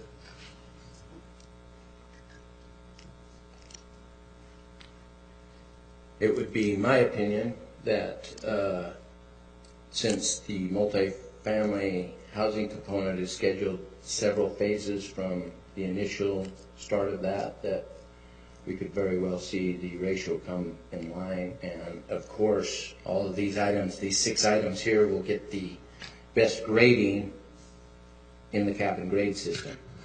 So I think to allow our ratio to get out of balance would be not what the citizens have asked us to do. That would be my opinion. Mayor, just as a clarification, you said that these exemptions would have priority in the cap and grade process? That's how I would see it. That would be my opinion, that of course the senior housing component, the transit-oriented developments, absolutely the multifamily, disabled, they would get the highest grade in the cap and grade system. Is that kind of language in place? Or it's left up to the planning commission and our planning staff. Okay. Of course, it ultimately comes back to the council. Councilmember Hagan. Just one more comment. Again, I would still like to see us go back to the general plan numbers of 17 and 83. With these exemptions, I'm in agreement that, this is cap and grade. We're putting a top on it, but we're telling these folks that are developers, if you want to come into our TSOD, you got to build the very best quality product that you can. And so if we're asking them to come into our city center, they're going to be on the top of the list if they're the best quality product. So as the ratios balance out, I'm still at 17%. We passed a different percentage last week, but I was under the assumption that these were not included as exemptions. Thanks, Mayor. Councilmember McConaughey, did you have a? Oh, sorry. Councilmember Southwood. Yeah, I just want to express one line of concern that keeps rolling through my mind here. From the get-go, I was a little skeptical of moving forward the speed which we did, because and last time we met, I expressed some concerns that there may be unintended consequences to the decision that we were making. And I still have the same thoughts here. And what I'm thinking is that this does say a reconsideration of the ordinance, and I wonder if it would be appropriate that we do reconsider that and rescind that ordinance and bring it back with these amendments that you've suggested, Mayor, and that would give us some time to look at some of the, I think holistically, to just take a little bit longer look at what it is we're doing. I know that kind of takes us a step back, but I sit here and I can absolutely tell that there's a lot of ambiguity between all of us of what this even is. I hate to admit that, but there really is. This is so new and it moves so fast. we just really don't know what we did. That's really sad. And I would suggest that because this does say reconsideration, that we do something to that effect.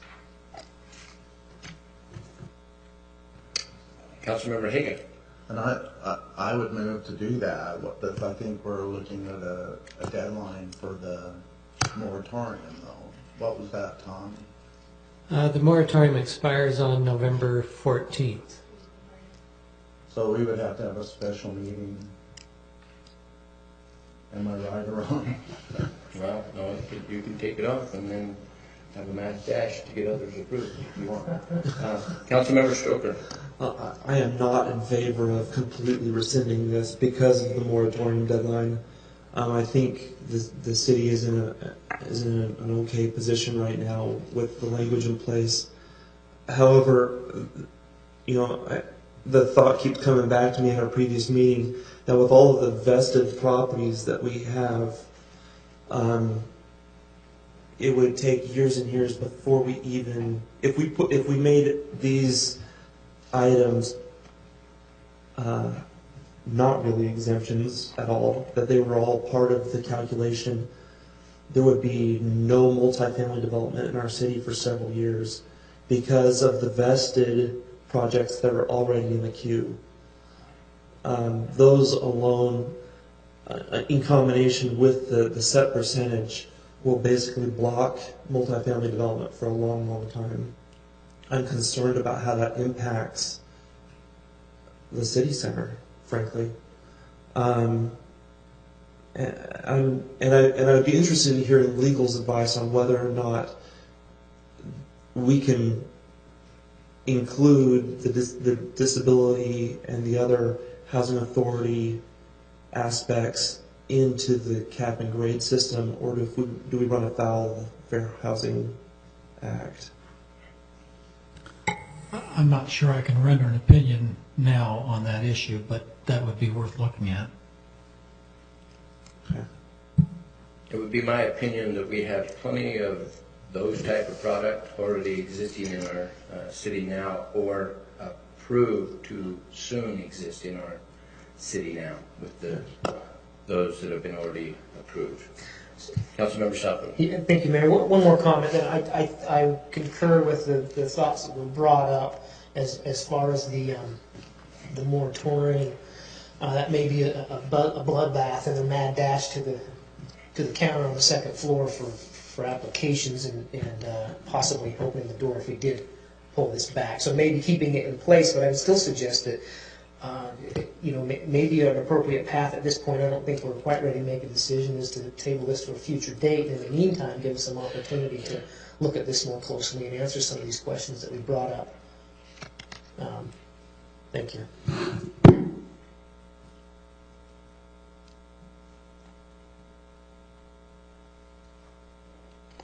I would make a motion. I move to adopt and approve ordinance 14-34, amending the 2009 West Jordan Municipal Code, making miscellaneous amendments and adding language relating to the new cap and grade requirements for certain types of multifamily residential developments citywide. Applicability, West Jordan City.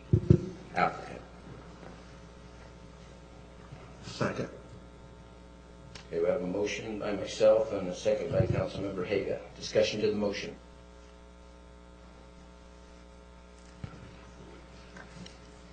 Seeing none, let's vote.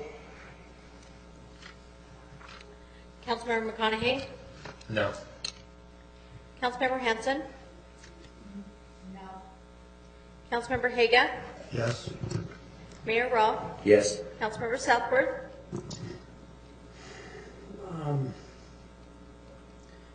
No. Councilmember Stoker? No. Councilmember Nichols? No. Vote fails 2-4. 2 to 5? 5. It's all good. Councilmember Southworth. Mayor, I don't want to be a stickler here, but it does say reconsideration. Is the reason I asked before. Now we know that this is actually just a text amendment, and I'm wondering if we are. do we need to have a reconsideration vote first? I don't want to be a stick in the mud here, but if that's what we need to proceed, then maybe we should. I just want to ask the question, I guess, maybe to our legal counsel. I don't want to. And then, is it too late? Because we just had a vote. You just had a vote. I think it's you could go either way. I mean, the discussion you've been having sounds a little bit like a reconsideration of your prior vote, but this is a brand new ordinance. I'm not sure really which it is.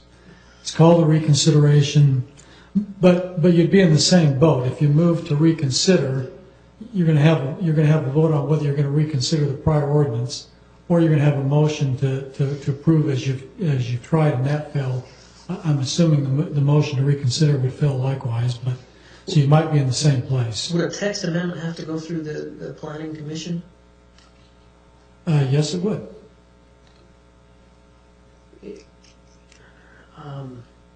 Yes, it would. So it might be proper that we do follow that path for a formal reconsideration and then present what it is we're going to reconsider and take through, or not a text amendment, either way, would have to go back. No, if you did a motion to reconsider and that passed, and then you moved to, and then you did reconsider it, that would not have to go back to Planning Commission. That would avoid. But a new text amendment would need to go to Planning Commission. So we could reconsider, and then so let's say if we did have a vote to reconsider, and following that vote to reconsider, there was a motion to, what's the verbiage I'm looking for? We don't want a table. I would like to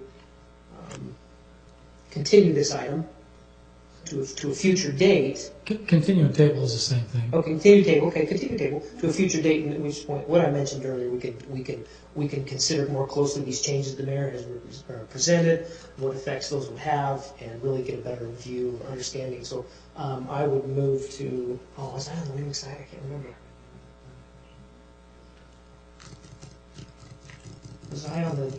Can I make a motion to reconsider? I can't remember if I. Did you vote for the approval last time? Were you in the? I had some reservations. I don't think I did. I can't make that. Never mind.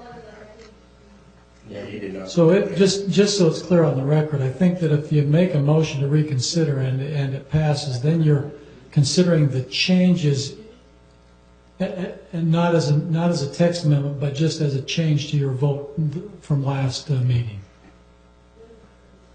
And let me just be clear on this. If this is reconsidered and it's set to a date in the future, that would make that ordinance null and void that we passed 2 weeks ago. No. All the motion to reconsider does is it says, as a council, we're going to rethink what we did last meeting. But it doesn't change what's been done last meeting until you vote on that action. So it stays in place. So what you approved last time stays in place. Now, So Jeff, I voted in favor, so I can reconsider the text amendment and the other reconsideration. Oh, thanks. But if I reconsider this last motion, can we extend that till a later date? As a proponent of the motion. If you reconsider the motion that was made tonight, I don't think you can move to reconsider the motion tonight because that motion failed. It would have to be one of those who voted to fail it.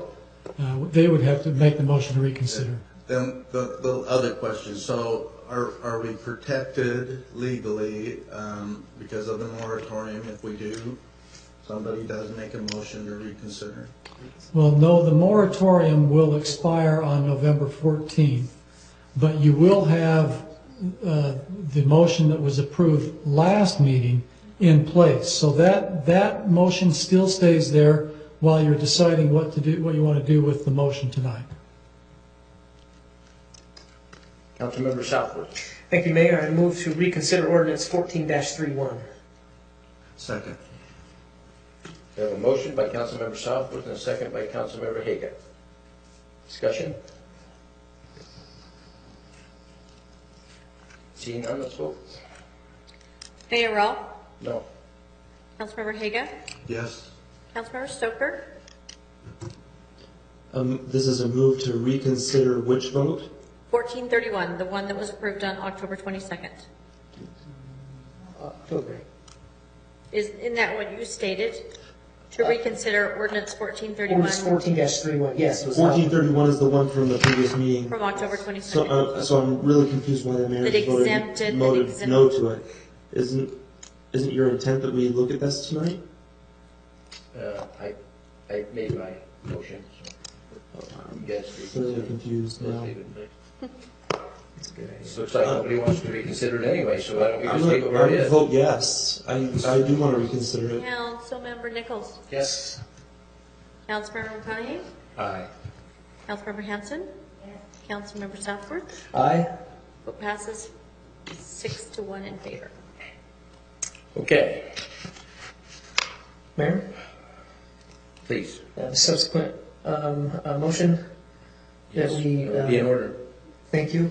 Table this item, business item 9A, to a date uncertain, and direct the council and staff to work at presenting amendments and changes to this ordinance as we I guess we'll have a discussion about that. If need be, even propose that maybe a workshop be in order as well. If necessary, it may not, but that would be the motion.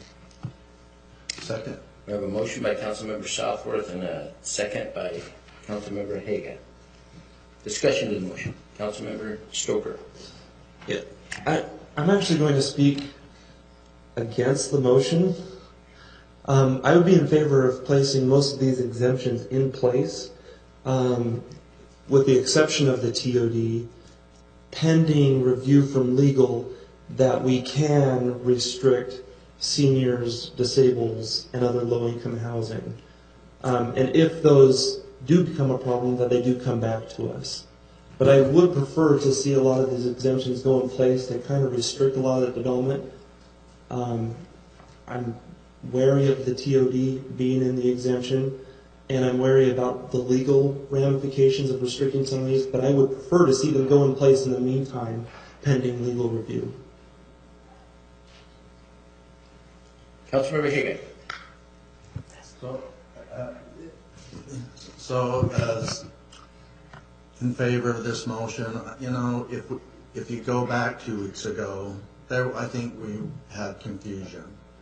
I know I read this 3 times. I heard our staff in a community meeting talk about it. I think it's good ordinance, and I think it deserves another look at and make sure we get it right. So I'm in favor of this reconsideration motion and continuance. Maybe if you're going to amend that, we do ask staff to come back with true numbers, because we've speculated the ratios, but we haven't seen the numbers. And so if we have a law right now, and how long will it take if we have single-family homes? How many homes do we have to build before that ratio goes down? I'd like to see some real numbers, too. So we'd have real numbers with my motion, but so if Councilmember Southworth, he's next. Yeah, thank you. No, I don't intend to amend the motion because it was made broadly enough that I think it accomplishes what you had mentioned, Councilman. That gives us the opportunity to have that discussion. So thank you. Councilmember McConaughey. We've already hit on this, but I just want to get one final clarification. So with the reconsideration, what we've already done remains in place until something is changed. So there's no concern about the moratorium expiring, no That's concern correct. about things like, okay. I mean, keep in mind with the what was approved last meeting, that's what's in place. So, city center, for example, someone could do multifamily in there because you're not changing that tonight, right? But otherwise, that ordinance 1431 stays in place until you actually make a change to it, and will be in place when the moratorium expires. Okay, perfect, thank you. I just want to be crystal clear on that. And then the other thought was, as we do go into further discussion, I want to make sure that we include the other stakeholders outside of just the immediate city. I'd like to include some of the developers in conversation as to how this would impact them and concerns that they might have, and see it from their perspective as well. Councilmember Stoker. If this motion fails, we'll be making a different motion to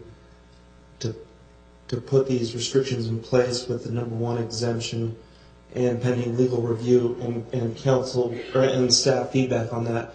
The thing that I'm concerned about the most is that the day that the moratorium goes away, it will become a free-for-all on these projects, because there'll be nothing holding these back with the way that the ordinance is currently written. And so, with the uncertainty amongst ourselves and the possibility that these will not be exempted any longer, with the way that the ordinance was approved, the 14-31, it will become a mad rush to put in applications for these 6 projects before we make any changes. And so,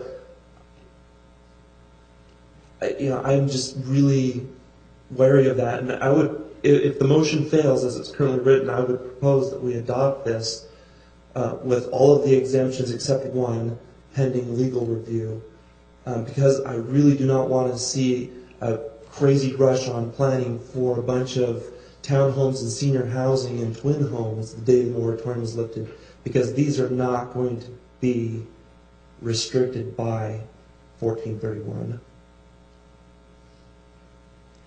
I just have one final comment, and we'll go to a vote. I believe if you're going to support this motion, we just as well leave the existing ordinance in place, because that's what you'll have anyway. So it's my final comment. Let's vote. Councilmember Southworth? Aye. Councilmember McConaughey? No. Councilmember Hanson? No. Councilmember Stoker? No. Councilmember Haga? Yes. Councilmember Nichols? Yes. Mayor Robb? No. Vote fails 3-4. Councilmember Stoker. I'm going to make a motion that we adopt ordinance 14-34 with the modification that number 1, the TOD is not included. That number 1, the TOD section is included as an exemption, pending legal review of the other categories with regards to state and federal law. Second. We have a motion by Councilmember Stoker and a second by Councilmember McConaughey. Discussion? Councilmember Southworth. Would you mind repeating that one more time? It's to adopt the ordinance 14-34, which would remove all of these items from the exemption list, except for item number 1. So items 2 through 6 will no longer be exemptions. They'll be included in the computation and be part of the cap and grade system, except number 1. Pending legal review regarding ADA, Fair Housing Act, all that kind of stuff on some of these other items. Thank you. Any other discussion? Let's vote. Mayor? Yes. Oh, sorry. I just want to make clear, we're still going with the 23. Yeah, 7-7. Yes. That's not changing at all. That's not changing at all. issue. And the only one that you're exempting is the TODs. Unless legally we challenge. can't. Unless legally we can't restrict the others. Yes. Okay. Which point, what happens? And at that point, those items come back to us for review. Let's vote. Okay. Councilmember Hanson? Yes. Mayor Robb? Yes. Councilmember Southworth? Aye. Councilmember McConaughey? Aye. Councilmember Haga? Aye. Councilmember Nichols? No. Councilmember Stoker? Yes. Vote passes 6-1 in favor. Okay, thank you. Moving on to Item 9B, discussion and direction for staff identifying the purchasing method for the city phone system. Bryce. Sorry, Mayor, Council. Tonight, this is just a discussion item for direction from you to know, would you be interested in this new phone system that we have to purchase? And the reason I say have to, we have an antiquated system that there's a box that Michael points to and says, if this goes down, we don't have a way of replacing it. And so we've kind of been hanging on this for a while. Are you interested in modifying the budget to purchase the system outright or using this financing method that has been proposed? Pretty good interest rate. So we're just interested which direction you would like to go on as we bring this back for you, pay outright or finance. Do we have a system selected? Yes, we do. We've gone through a selection process with an RFP and the whole gamut, and so we are ready to bring that selected system to you for consideration at the next meeting. We just didn't know how you'd want to pay for it, and so we have money in the budget for the first year's payment of $60,000, realizing that when we did the budget, we assumed we would go with the financing system process, but we're giving you that option to direct us if you'd like us to do something else. One more question. So we had a fair procurement RFP process? Correct. We have gone through the full gamut of the legal procurement, and after doing all that... Who have you, since we don't have that here, who have you selected? You know what? I don't have the name of that company. Again, what we did is in the RFP process, we said, give us an option for financing, and the company that's been selected said, here's an option for financing, so that would be at the next meeting. Councilman McConaughey. Thank you, Mayor. I think I'd be fine either way. The interest rate's rather low if we were to spread it out, but my math is probably off, but I think it would save us somewhere between 10 and 12 grand if we were to just pay up front. If we already have cash on hand and can make modifications to the budget, I think I'd rather just pay for it and be done, but I'd be open either way. Yeah, and again, we don't have in this year's budget currently budgeted for that. So we would have to, as we've had other purchases, modify the budget to make those other additional purchases or expenditures that the council's authorized. This would just be an additional, one more item that would be in that budget modification in the future. So, and that's what I'm saying I'd be okay with, because we always find savings or things that aren't expended elsewhere in the budget, so we should have some funds that should be available. So. Is that a consensus of the council to go ahead and just plan on paying for it outright then? Thank you, Mayor. I wanted to just express this little opinion. I actually have a preference to the option 2 with the lease, just primarily because we just had a workshop a few weeks ago in which we're hinging a lot of our future in our parks towards money being available at the end of this year. And this, in my mind, is directly taken from that. And so I much prefer the lease option, personally. Okay. Any other comments to help steer us? I would go with the lease option too, just because of some storm drainage issues and parks issues that we're going to need to deal with. That's what I'm more interested in, the system, seeing the system first before I would approve. Yes, we'll bring the whole system back to the council for consideration and evaluation. So with this lease process, maybe Ryan can answer, does that give us extended service and things that... Either way, we will have all of those same services provided to us. This is just whether you pay over time or pay it all at once. And Ryan? Yeah, I just wanted to mention to council, going to the one-time payment versus the lease option. The lease option, we put in the budget $65,000 ongoing. That would actually free up $65,000 ongoing for future years. If we did a one-time payment, it would be done and we wouldn't have to worry about it again. So just so you're aware, as we're dealing with other issues, it's definitely better to have one-time money than to have, better to have ongoing money than one-time money. Councilman McConaughey. Thank you, Mayor. I just wanted to add a clarification for the folks who are in attendance. There were a number of folks who expressed concern about stormwater, and a second ago in your comments you were suggesting, or it may have come across as though funding this directly now might impede our ability to fund things like stormwater. So I just wanted to clarify that stormwater is a separate independent enterprise fund, and these funds do not commingle with stormwater. So if we were to go either direction, it should have zero impact on stormwater. I think that might have just been a slip of the tongue, so I just want to clarify. Well, thanks for that clarification, but savings are savings. Councilmember Stoker. That threw me off there. That was just a clarification. You know, the language in our, we keep talking about lease, but when I understand a lease, I understand that we're basically renting the equipment. This really isn't a lease. It's more like a Lease payment. purchase. It's like a payment plan where you've bought the car, you're just making payments over X period of time. Yes, that's correct. Okay, so it's not like after 4 years we give it all back. No, it's, when we talk about capital lease, it's more like a loan, yes. Okay. So, We don't need a motion, we're just giving direction. yeah, we just need a Anybody consensus. against the lease purchase option? Anyone against that? Councilmember McConaughey, you against that? So I'm getting the impression, go with the lease, prepare it as a lease? Yes. We will prepare it as a lease, thank you. Okay, moving on to item 9C, discussion and possible action regarding resolution 14-192 regarding the location for a new fleet facility and future soccer field locations. Bryce. Mayor, we've have Brian Clegg and Jim Riding here to do a dual presentation for you tonight, so we'll invite them up.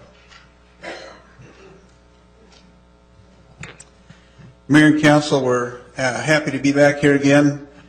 As you recall, a month ago, we brought to Council the option of building a new fleet building. Well, we needed the site of the new fleet building just to the north of the existing Public Works building. Not sure how to work this thing. That's it. This is the site just north. It's a 4.12 acre site just north of the Public Works building. And it does take up one soccer field. And so the discussion that came up during the meeting a month ago was that over time, the eventual soccer complex is going to go away. And so what's going to take place if that and when that does happen? Where are we going to be able to move the other soccer fields? Brian's going to kind of talk about some of that, and we've got another slide that shows that, and you have a copy of that with you too. But just to refresh your memories about this, that we looked at 2 or 3 options of where to put this prior to deciding on this. This was very centrally located, this site. The infrastructure is already basically there because we're just right off of 40th West. And some of the other sites that we looked at did not have that. It would cost a lot more money to put it there. With it being right next to the Public Works building and facility, it makes it very logical to be able to have people bring their vehicles in here for this fleet facility. Even though we do lose the one field, there are 3 locations that could be striped today if we wanted to have a substitute field ready today. And with that, I think, Brian, do you want to take and talk about these others? Thanks, Mayor and Council. Just to piggyback off of Jim's discussion and bring you up to speed, city staff went out and evaluated different options for the 2 situations. One, replacing a 1-for-1 field that we'll lose due to the fleet facility if this is approved tonight.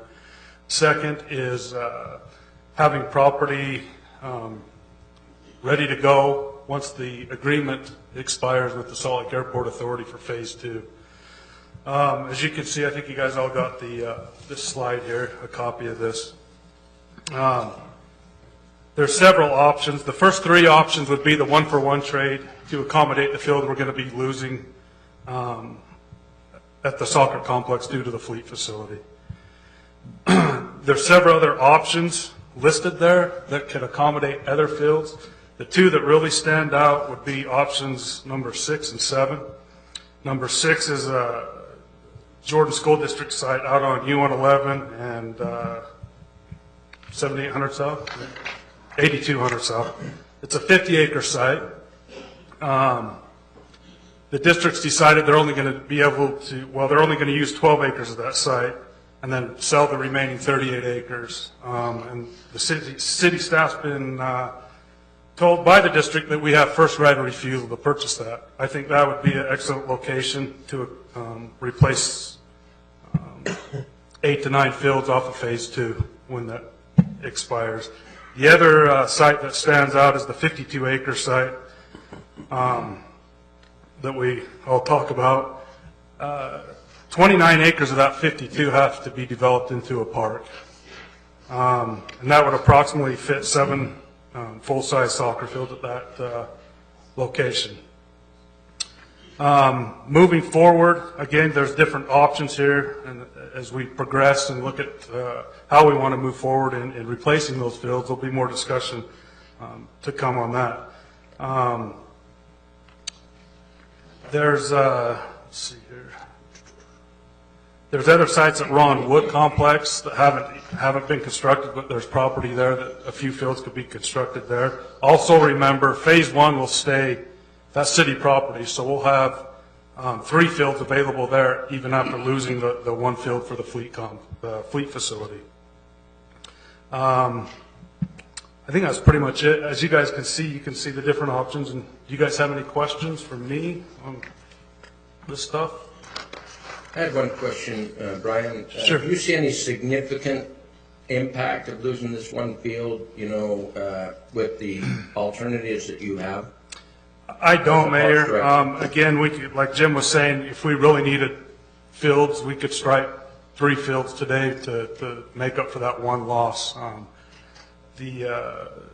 don't see a problem with it. As we move forward again, I get losing phase 2. I mean, there's the options here too to recover from that. So, thank you. Questions, Councilmember Hagan? Yeah, Brian, number 7. I was studying that area. Could we? I know the city owns that, and that zone open space.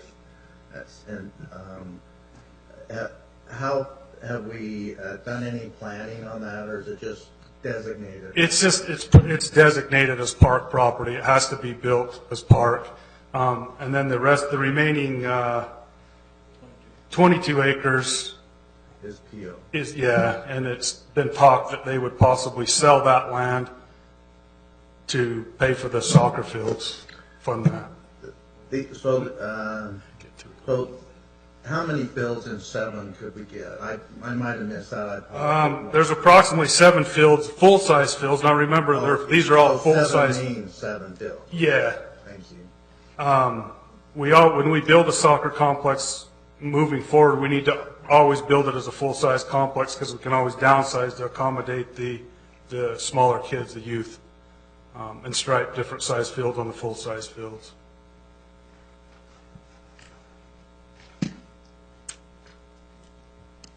Other questions for staff? Councilmember Southwood. Thank you. Could you go back to the previous slide, please?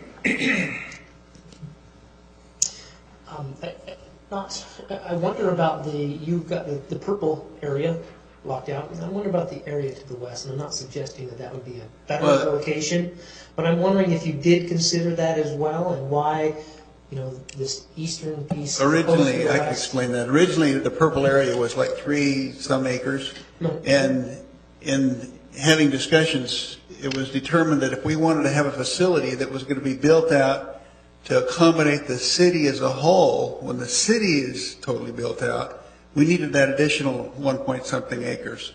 Okay. So it takes it to the red dashed area. So that's the area that we would intend to use as a location for this facility. It's 4.13 or whatever it was on the sheet. I see. And Jim, could I also just verify, is the red line the west boundary of the city's property? No. Is it actually, it goes further. It goes out to past those other. It goes all the way out to the. Okay. Yeah, I just couldn't remember exactly where the airport property began. It's. Yeah, you can't see this, but it's that diagonal line that stretches across there. Okay. That's the city's property. So we still would have room to continue growing further west if the city grew in their greater demands. We could. Oh, you mean this area right here just to the west? Yes. Yeah, yes. we could take that. I mean, that's all our property. We have 20 acres in there. We don't need it right now, but it's just to show that we're not landlocked. That's correct. If, in fact, there was a need 15 years down the road, that property would be available to us as well. I'd also just like to point out that, the proximity of this property is about as close to the center of the city boundaries that we currently have. And so moving very far to the west or to the east just makes that much more travel for snow removal vehicles, all city equipment. And so unless we actually do two facilities somewhere, this just keeps things very centrally located. And that's why it's one of the primary locations that we've come to the conclusion of proposing to you. Follow up on that question that I had. I asked this before, I'm going to ask it again. I think I know the answer, but there is the FAA and Salt Lake Airport Authority owns property directly south of our facility. And the justification that they have for that property is that's in a flight zone. No, just beyond that is our facility and a soccer park. And so I don't get the logic in that there, but have we approached them and even asked the question if they'd be willing to sell that as a public facility to the city of West Jordan? We've had discussions with them when we were looking at an exchange of property. We were trying to exchange this 20 acres here for 20 acres, which would be on the southwest corner of the existing soccer complex, which was out of the RPZ. Okay, and those discussions did not come to any fruition at all. So I wouldn't hold out a lot of hope. Jim, the timing of that, did that take place prior to building of this whole complex, or was this just recently? Well, it's within the last 3 years. Within the last 3 years. Just to clarify, I've had discussions, my former city manager, myself, have been in a lot of discussions on this particular item, and we've been told that Halloween night, 2024, there will be no more fields on the FAA. No uncertain terms. On all the property they own. They can't control anything we own. Right. Well, and I'm hearing that, but I'm just, today, 2014, now as we look at this, and maybe I just don't think like the FAA, and probably most of us don't. But I look at that, how could that, I don't see how that would be, they couldn't attain that. We have all this other stuff that would be in the flight, move over where they remove to the west. Those areas, I can see that logically makes sense. I can see their position, but why this piece is directly south? Wouldn't they entertain that? Now, they may not. But all I'm asking is, did we just ask the question one more time? We're looking for all options. Can we get that one off the plate? I mean, we think we know what the answer may be because of what they've said, but... Well, the other option to that is we don't own that property. We'd have to purchase it. We own this property, so there's the funding issue for additional property purchase. But what I'm looking at, I'm saying, this is what, okay, we're going to lose most of this soccer complex. So we have high demand. The citizens of this city who have expectations in their recreation, and there's a very high growing demand for recreation of this type. And we're going to cut this basically in half, probably more than half. I can't remember the numbers, but it's more than half. And so I'm looking at that, and just that alone is going to be pretty hard to replace. So understood, we own it, right? And the citizens use this. And so I'm saying, yeah, it's going to be a cost, but yeah, let's explore that. If we have to purchase property to build a new facility, that's fine. We're going to have to replace these fields anyway. I don't want to... Personally, I don't want to take this facility where a league could run all their games, an entire league could run here, and the convenience of going to one place for these families and teams to come and play. I don't want to have you got one field you're going to play over on the east side of town, one on the west, go to the north and the south. You're all over the place. I want one facility. So if we tear this thing apart, I'd be looking to find somewhere else to rebuild something similar to this. And so the point I'm making is, instead of having to rebuild it, can we get this piece of property to the south? We got to buy property or get property anyway. Something. What does that do, though? That gets you one more field, and then what?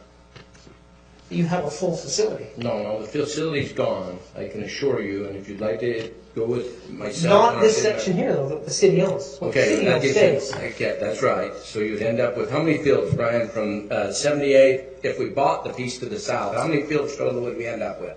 Outside the flat road. And by the way, 4. they're going to turn it into tall wheatgrass. Okay. And that's all it's going to be. So that, you know, Absolutely. And Tom Burdette knows the rules and regulations backwards and forwards of the FAs, just so everyone's aware of what is going to happen in 2024. It's going to be plowed, disced, and planted in tall wheatgrass. Tear out every piece. Not once a year. Sidewalk, light, building, Everything. comes out, plow it, give it back to them. And that's our responsibility too. We have to tear it all up and pull it out. I didn't know that. But, Yes. Well, that's my understanding from reading the contract. If I'm correct, I believe we have to return it back to Previous condition. to that condition. So I guess the point I'm making, again, is I don't really have a problem. I think this logically makes sense. But let's not break down what's going to be left of this complex and not have a plan for something new. That's what they just gave us, was a whole bunch of options, but our Parks Director did that. But would you like to comment on that, Ryan, what you think should happen again in the future, knowing that this is coming to an end in 2020? Well, again, I'll revert back to this. This is just rough options. This is just going out and looking at different property that we have options for. Again, numbers 6 and 7, we could accommodate the quantity of fields between those two sites that we're losing on phase 2. The one field we're going to lose on phase 1, which is our property, we'll have 3 existing fields that will remain open for play. So that's what we have available. Well, we have right now. plenty of options for very close proximity. I see 7 fields at Ron Woods, and Yes. I see 8 or 9 fields at the property that The district side. discussions on. So how many fields are there currently at? On phase 2, there's 15 fields. So Full size. 9 and 7, 16. So we're pretty close with just those 2. Yes, Yeah. Bryce? So, Mayor, I would propose that during our strategic planning meeting in January, we make this one of our agenda items and actually roll up our sleeves and really discuss the future of fields. I'm going to say fields because there's many other recreation opportunities that people are wanting fields for, and come back to this right here.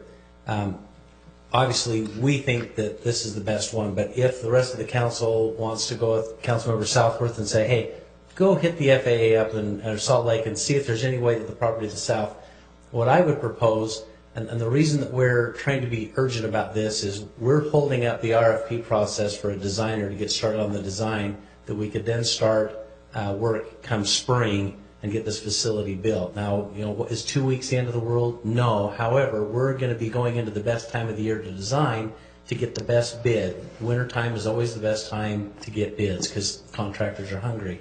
So staff would be totally amenable if the council said, tell you what, we recognize this area is the best place for the fleet facility, but just go one more time, check with Salt Lake and see if there's any way that property to the south could be acquired. And if so, we would come back to you. And if not, plan B will be this site that we proposed.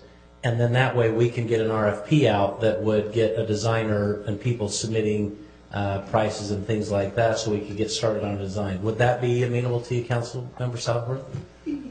The first part would. I'm just really uncomfortable. The rest of the council may not. I'm uncomfortable moving forward on the RFP process and getting ourselves on the hook without a solution here. And here's why, and it's not exactly why, but we have residents here from a neighborhood that flooded, and they're patting themselves on the back, and rightly so because they had 60 people show up. We do this without a plan to replace it, we're going to have 160 we feel show up. They're going to be all over us saying, hey, what are you doing? And if we don't, I feel like we don't have a plan that's in place to replace this, we're going to have some problems. Well, and so we're proposing that, like Brian said, we could have 3 fields striped immediately. And are they contiguous with this piece of property? No, but I don't believe that would interrupt our tournaments or league play. Is that what you're representing, Brian? We can still accommodate. I mean, we could still function. So losing one field is not going to interrupt the current tournament and league anticipation. We'll just have to make some other accommodations. So we feel that we have proposed that for the one field, recognizing that in January, we really need to roll up our sleeves and do more planning and allow the public to be involved. I'm not going to stand in the way of that happening, but I'm just expressing a concern. Sure. I'll just say that. Councilmember Stoker, and then Councilmember Hagan. And I want to just piggyback on what was just said. You know, at the beginning of the year, there was a lot of concern from the recreation groups about this complex and about the baseball fields and how they're going to schedule everything. And it became abundantly clear that there is far more demand for playing fields than we have that we can provide.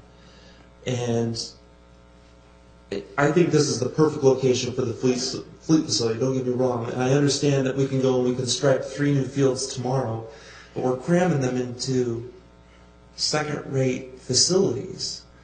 I mean, nobody's going to want to travel out to the Wild Acres Park or where be it to play their soccer league games, unless it is a temporary measure to replace it with a greater complex.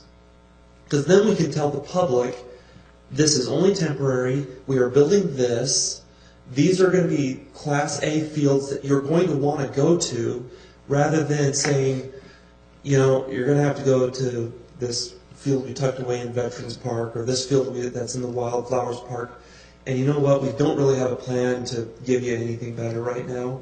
I think we would have a ton of angry people. I'd say more than 160. I know how passionate these recreation people are. And if we don't have a plan to replace a Class A field like this in a soccer complex with another Class A field in a soccer complex or a recreational complex, I think we are shooting ourselves in the foot. Unless the 3 fields are temporary, I don't see that we can move forward on this. I agree with you, by the way. Councilmember Hagan. So Jim, and this one question I've been wanting to ask. So the red lines really, that gives us a building that's going to be 50-year type building, where the purple, we're more of a 30-year before we have to start building again. Is that correct? That's intent. And we're basically just losing a sidewalk, really. Yeah, the sidewalk would just move to the other side of the red line. And I do want to bring up this because I am a proponent of where we want to build this. And, you know, I'm, again, like Councilmember Southworth, I think we have to have solutions. And really, you know, number 8, and I think this is our detention pond. Is that, again, a number? Tell me that's not a field, but number 8. We proposed those fields to the county, Mayor and I, to the Parks and Recreation, and they feel like those will fit 2 Class A fields on. And they asked us to actually come back before the end of the year. Number 8. I don't think that's yet. He's talking about the detention basin on 5600 and the new one that isn't built yet. That's dry. So it's not. That's number 3. So the number 3. Yeah. So will that be irrigated and ready by the time we start construction? Sod's on the ground. It's pretty much done. I can just tell you from the Parks and Rec director, they'll have kids playing on that field next year. If we let them. If we let them. Sorry, excuse me. You can Councilmember McConaughey. Thank you, Mayor. I wish this picture was zoomed out a little bit so we could see the entire phase of the park that the city owns. I really, really struggle with the idea. Well, number one, we know we're going to be losing most of the soccer complex. That's going away. We don't have any control over that.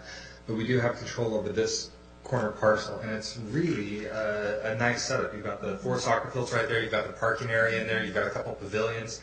If we were to give up a quarter of that for another public works building, that would just be a really, really odd setup, and I don't think it would fit either use as well as it could. Open space is running out for things like for recreation, and this is a perfect place for it. It's already there. I very much like the idea Councilmember Southworth suggested. Let's look to the south and see if we can expand to the south. If not, I would prefer that we find another location altogether. I really do not want to chew up 25, actually probably closer to 30% of a park that's right here, quick access off Bangor, off of 78th, great setup for, it may be too small for some of the larger leagues, but this would be even great for the youth and the younger kids to play in once the soccer complex as a whole is gone. And I think it would be short-sighted of us to give it up now and do something that will be feeling the impacts of 50 years later. I really can't support the proposal.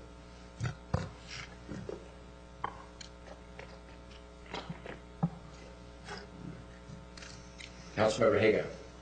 I'm ready to make a motion. I move to adopt Resolution 14192, approving the 4.21 acre site directly north of the existing Public Works facility for a new fleet facility building, and having staff to proceed with a request for proposals for the design of the new fleet facility at that location.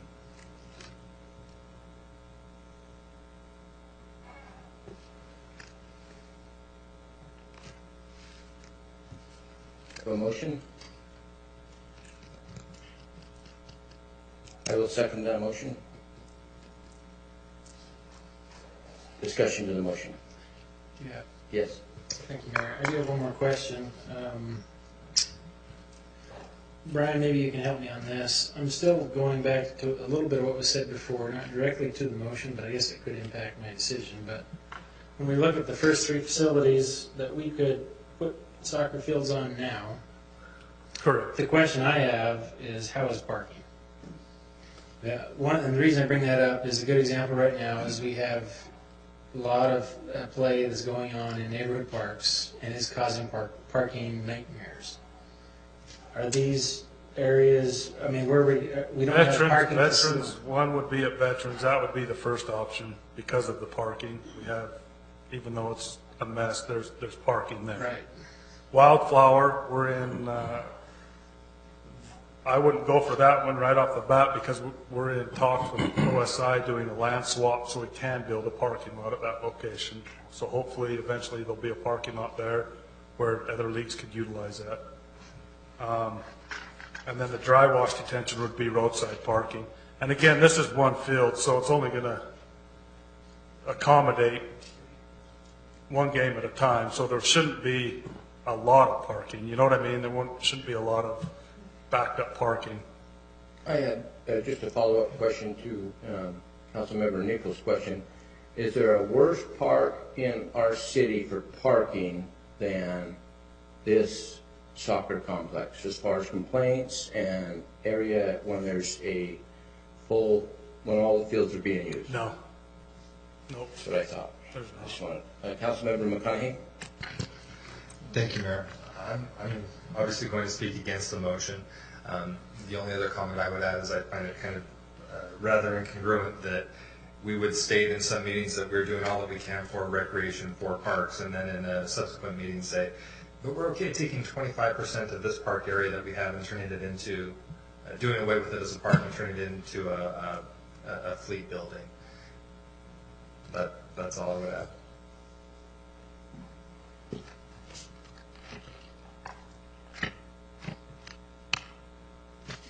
Let's vote. Councilmember Stoker? No. Councilmember Southworth? No?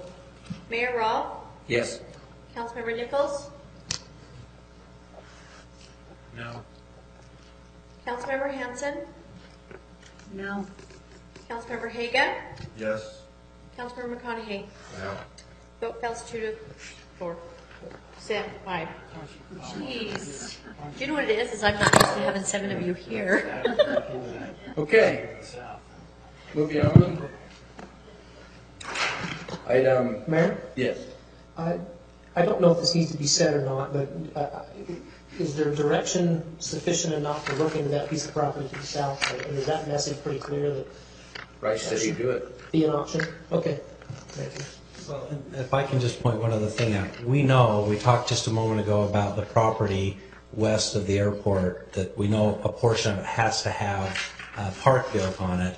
The south portion, we looked at that. When I first came here, Rick informed me that we went and looked at that, and there's a road going into that. The problem is the road is not designed to a standard that would support the weight of the vehicles and things, so it'd be another $500,000 to create that site and develop it. So please understand, we realize there are other places to build it. There's just growing costs along with that, like the purchase of the lot and things like that. So I want to be careful that we're not saying this is the only place. We're just saying it's the best place that we think for the cost.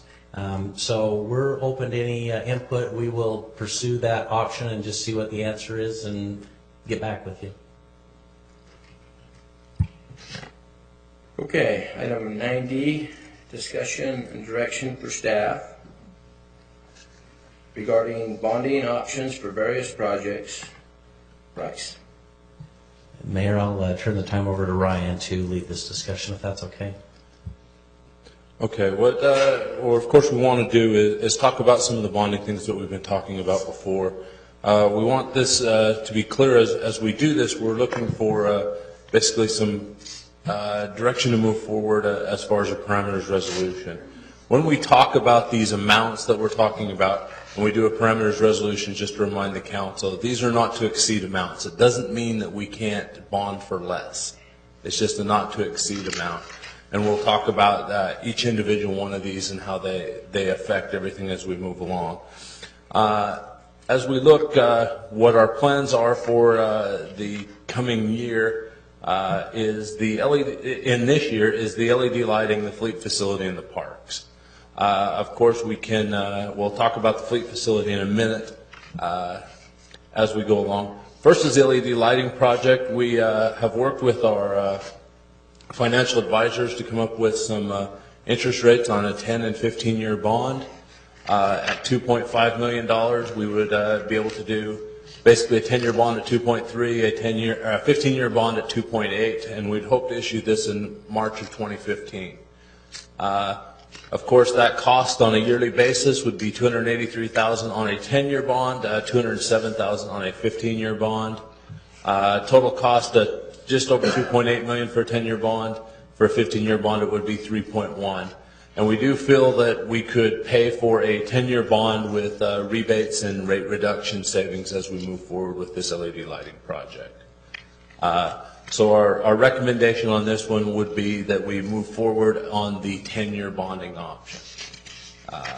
So I don't know if you have any questions in regards to this one or any objection to that direction as we move forward. Questions from the council? Okay, thank you. The fleet facility is a little bit, has changed focus for us in the last 5 minutes. This one probably will be moved back now as we don't have a location to put it. So we will probably bring this bond back at another time to talk. Our plan at this point was to combine these 3 bonds into one to get some cost savings. If this one is not going to go, we'll move forward and bring this one back to you at another time. But this one at $7 million would be, for a 10-year bond, would be 2.3%, 2.8 on a 15-year bond. And then, like I said, moving forward, it'd be just under $800,000 per year on a 10-year bond and about $580,000 on a 15-year. Again, the cost difference on that is about $750,000 in total if we do a 15-year bond versus a 10-year bond. And we do have the money to pay for this if we have some debt that is going away in December of 2015 that would cover this bond. Of course, our fear with this is that the longer we move out on this, the more interest rates are going to change. And as those interest rates change, of course, we're going to be paying more as we go along. Our financial people are telling us to be prepared for interest rates to move up.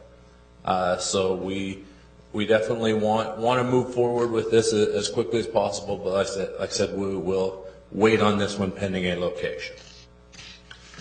The next one is the Parks project. We, of course, had the workshop not very long ago where there were a number of Parks projects that were brought up. As I've talked to Brian with this, the initial number we brought forward to council was $5 million. After the workshop, council gave us direction to not work on enhancements within the current soccer complex, which was about $1 million of that $5 million bond.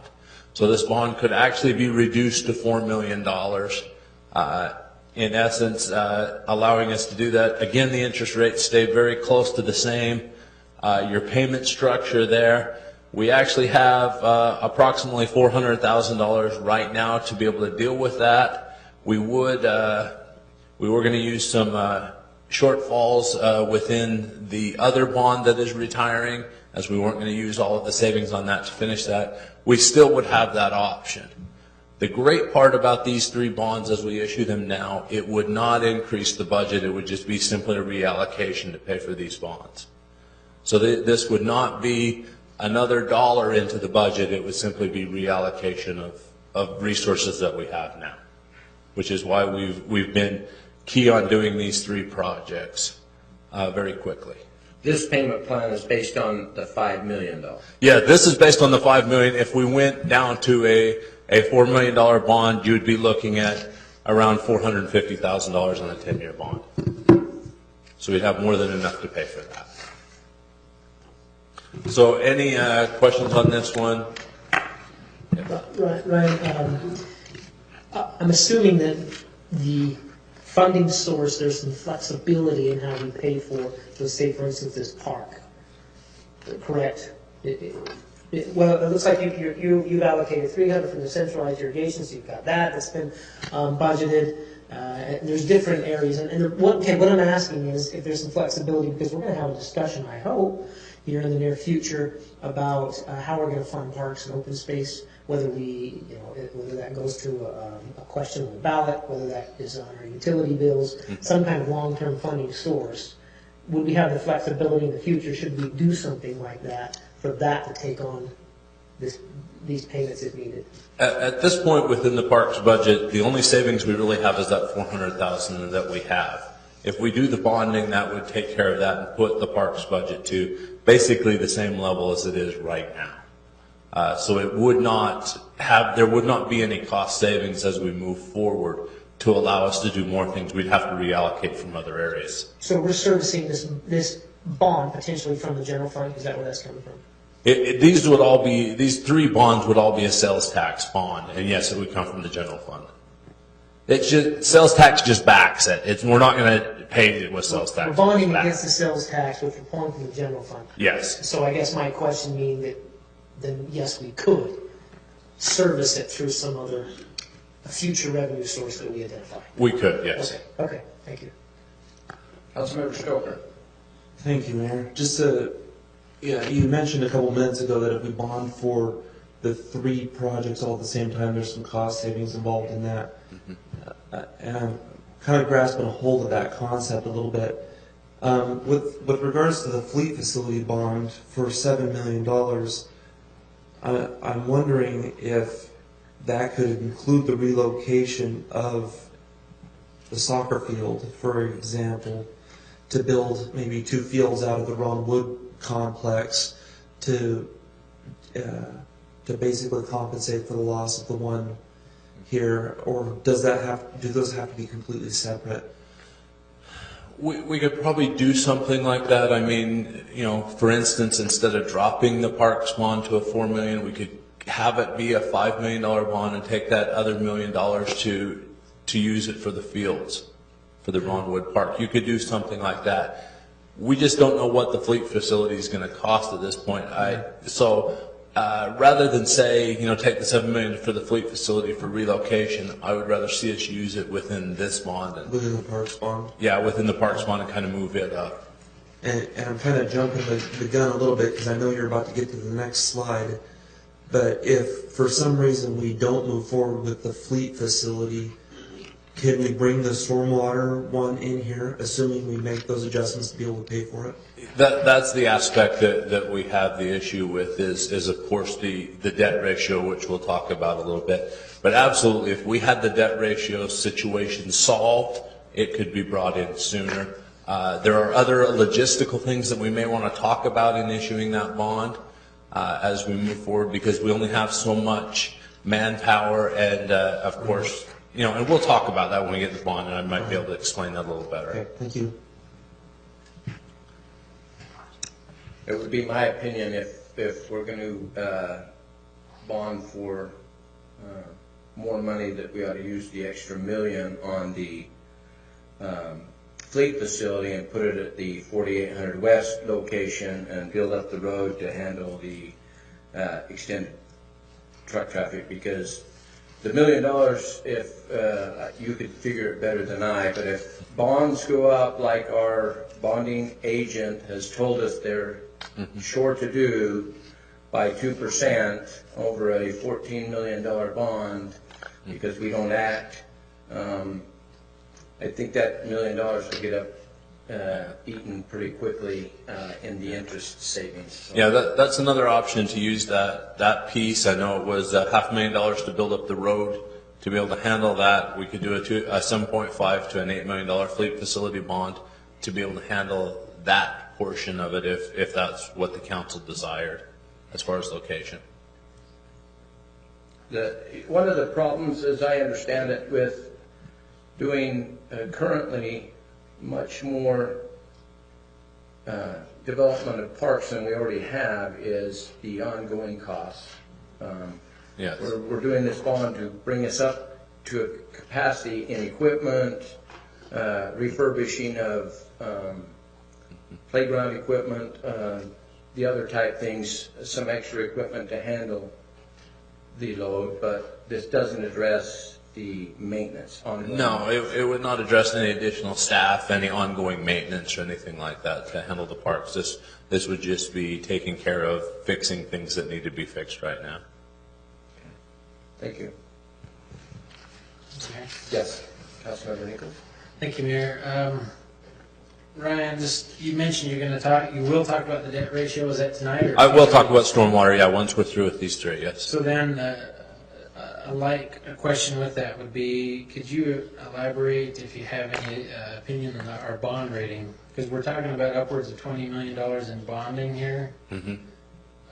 What would we anticipate our bond rating, would happen with our bond rating as a result of going down this avenue? That is a good question, and that's, of course, why I have Dave here, because he's more of the expert on this. I don't know if he has a thought on it. Well, immediately, it wouldn't affect your bond rating, because your rating at the present time is what it is, AA3, and that's what you would expect on these bonds as you move forward, with the sales taxes being there. Now, could that affect something in the future? Certainly, but sales tax, right now we don't have a bond against sales tax. You have a pretty good revenue stream to put it against. This debt service on this would not be a strain on that revenue source, so I wouldn't anticipate moving forward, as long as the economy continues in a similar or better fashion than it is now, that you'd have any sort of a decrease in your rating. Thank you. Okay, other question? Are you going to come back to storm drain? Yeah, we'll move on to storm drain once we're through with this one, yes. So. I would be in favor of looking to issue all three of these bonds, and since 5 members of this council don't want the location that was suggested, I think we ought to look at reducing the parks by $500,000.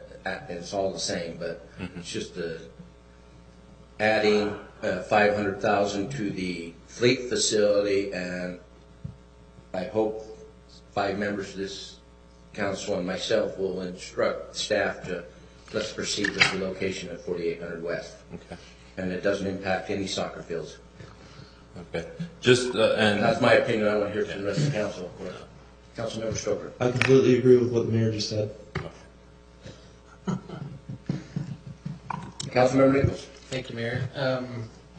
The only thing I would say different to that is the fact that I'm not against the 40th West idea. I actually like the spot, other than we don't have a plan of where to move the soccer fields. There were ideas that we don't have a plan. That was my objection. I actually prefer the 40th West idea. But what I want to do, Ben was right on, in that he came out and he said, we want to go to the public and say, we're taking these fields away. This is where you're going to be. That's why we're doing it. Tonight was just a couple ideas. To me, it was just, we're going to put one here, put one there. That's not a plan to me. The plan to me is, are we going to move the complex or not? And it's a much bigger, grander plan. And perhaps, I know we want to move this bonding issue along, but perhaps we're one being premature while we talk about the soccer complex idea. What are we going to do? I mean, that's my objection. My objection is, I prefer the 40th West. We're central. It's the very center of the city. That's where we should be. So the 48th West isn't that far away from it. I'm just saying, the geographic center of the city is Jordan Landing at 40th West and 78th South. That is it. That is it. Councilmember Southwell. Hey, at the risk of sounding like I'm contradicting myself, I'm not, but I agree that 40th West is, that's why I said I wouldn't stand in the way of that. I think that works. You have that synergy of the existing facility and putting another one next to it works. But Councilman Nichols, I think you're right. Having a plan of where we move to. Honestly, we have until 2024. You can take out a field, and you have until 2024 to lose the facility.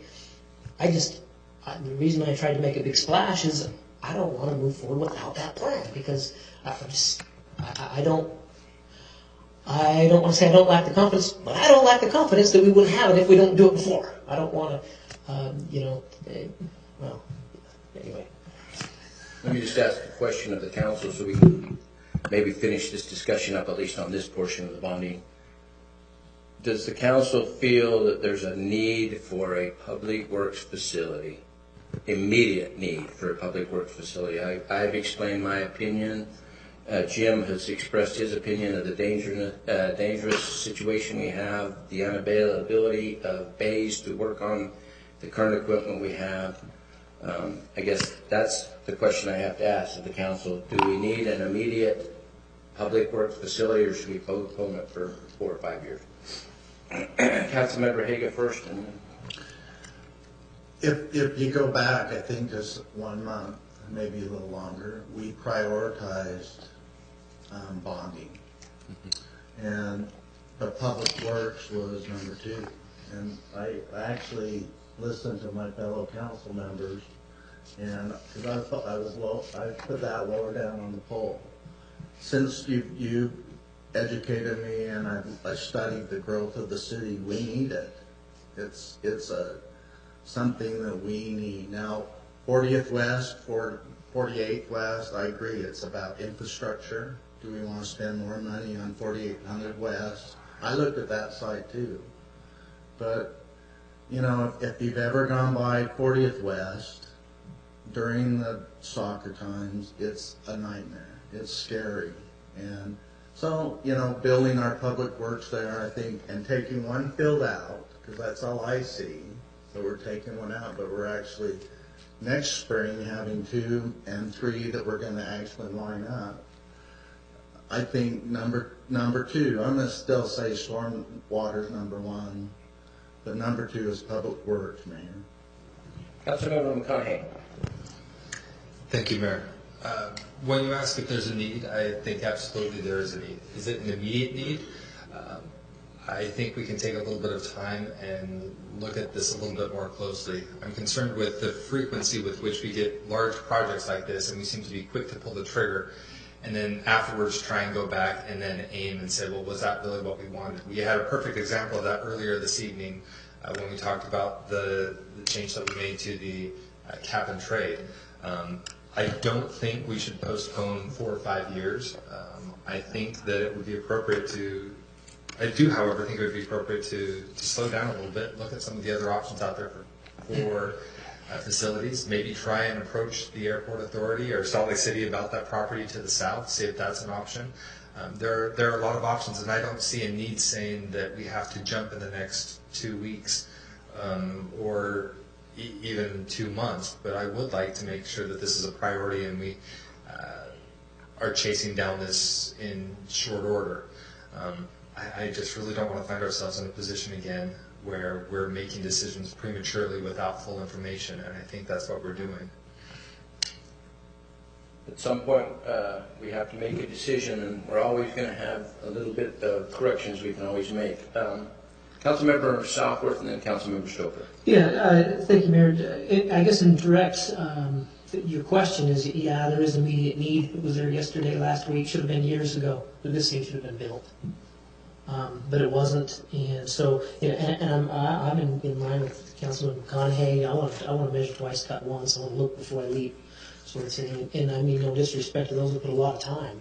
Our staff put a lot of time into this, and I appreciate all that is put into it. I'm just trying to find a level of comfort, as well as some other considerations that I'm weighing as well. I'm really, really appreciative, and this is really needed. We can't put this off any longer, but I just want to measure twice before I cut. Councilmember Stoker. I keep thinking back to a comment that Councilmember McConaughey said earlier about that soccer field and how it's the park was really well organized, where you have the fields that wrap right around that parking lot. You've got pavilions, you've got a playground. It's a really a nice park. And those particular fields are not going away when the FAA lease goes. We can keep that park running. Just keeping it simple, rather than looking about where we're going to move a playing field to or how we're going to compensate for it, the easiest thing is to say, well, if the fleet facility, if we can't get the property south of the Public Works building from the FAA, then we build it right around the corner on 4600 West. I mean, it's only a quarter mile away. I mean, it's just right up the road.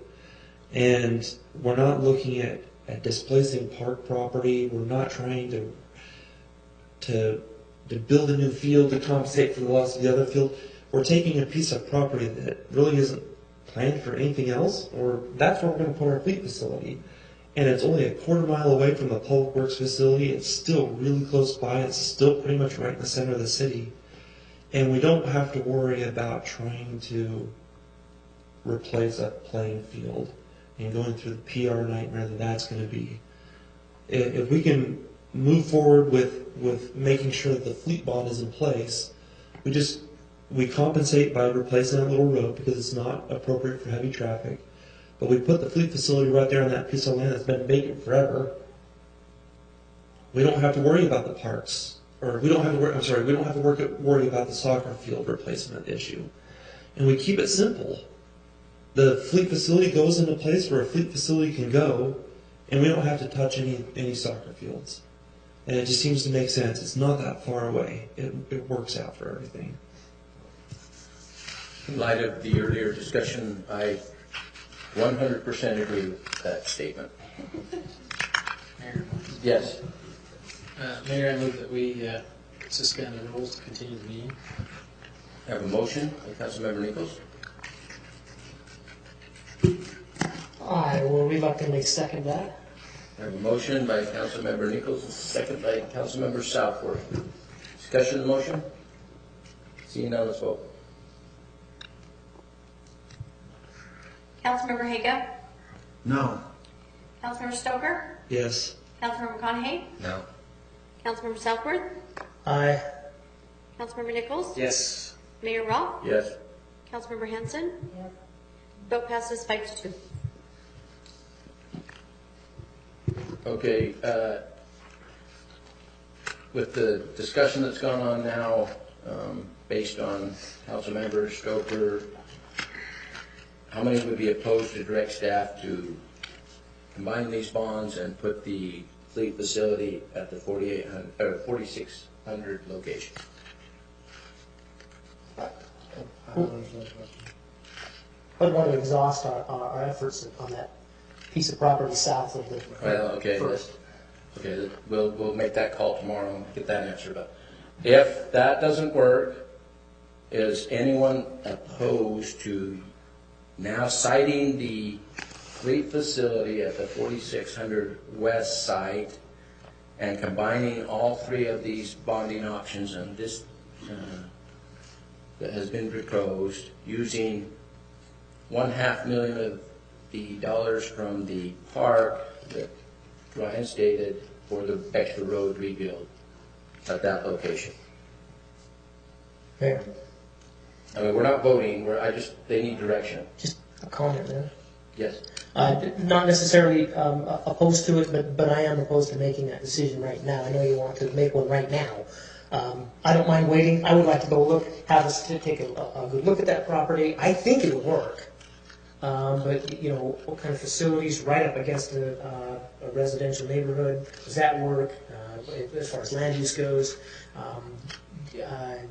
topography, what kind of utilities we need to put in. I'd like to look at all that stuff, but I don't think it's a bad idea. So I'm not ready to make that decision tonight. I agree with that. Councilmember McCarthy? Thank you, Mayor. I would be opposed to that.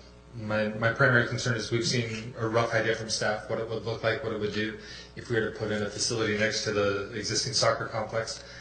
We haven't seen anything about this property. We don't know what other problems or obstacles might be there. Again, to go back to another example where I feel we jumped pretty quick before we really fully evaluated things, as we started working out at Longwood Park, we got into it a little bit, we found out that there were issues with collapsible soil. I'm wondering what other issues we might have here besides the road, what other things might be unknown. So I'm hesitant to support this specific site, but I would like to look into it and get an opinion from staff. Okay, we have 3 against.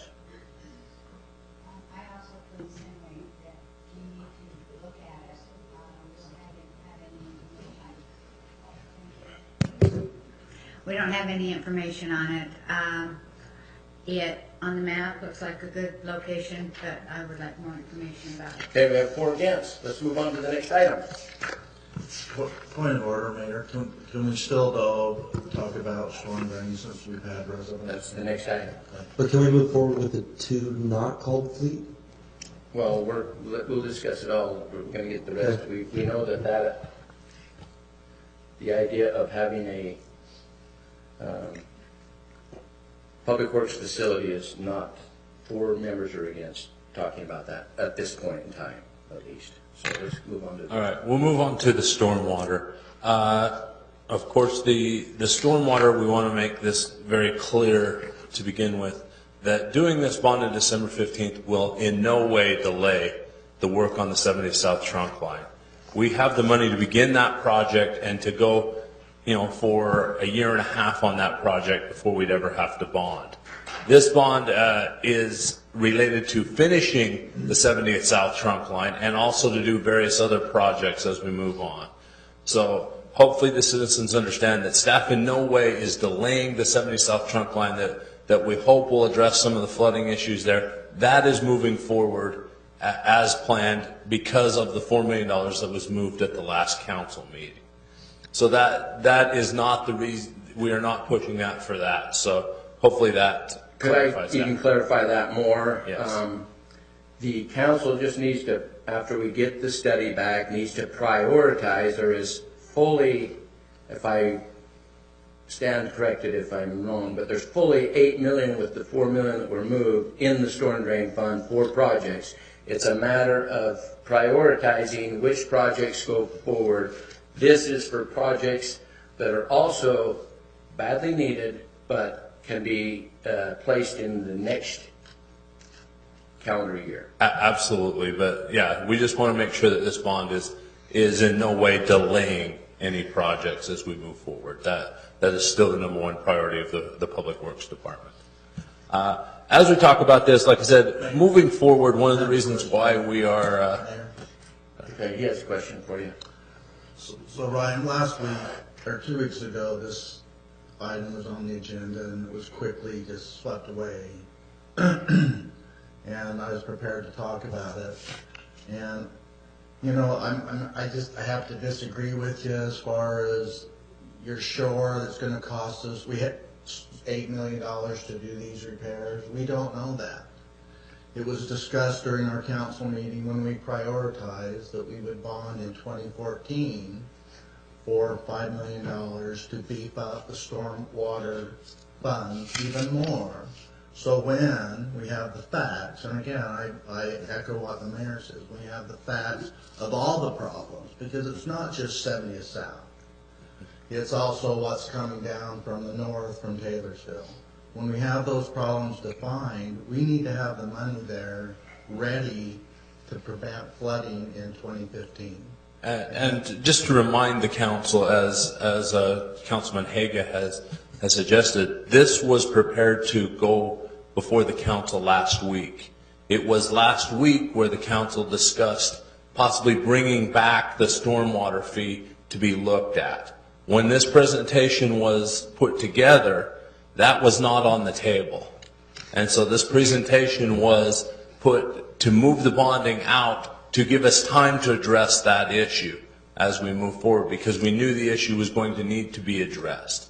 It was, like I said, in no way trying to delay projects. It was simply, when I put this presentation together 3 weeks ago now, we had not discussed anything to do with the raising the stormwater fee. Since Wendell, because we haven't got the study back yet, and we're $8.5 million. Am I right on that number? With the transfer that we made last week.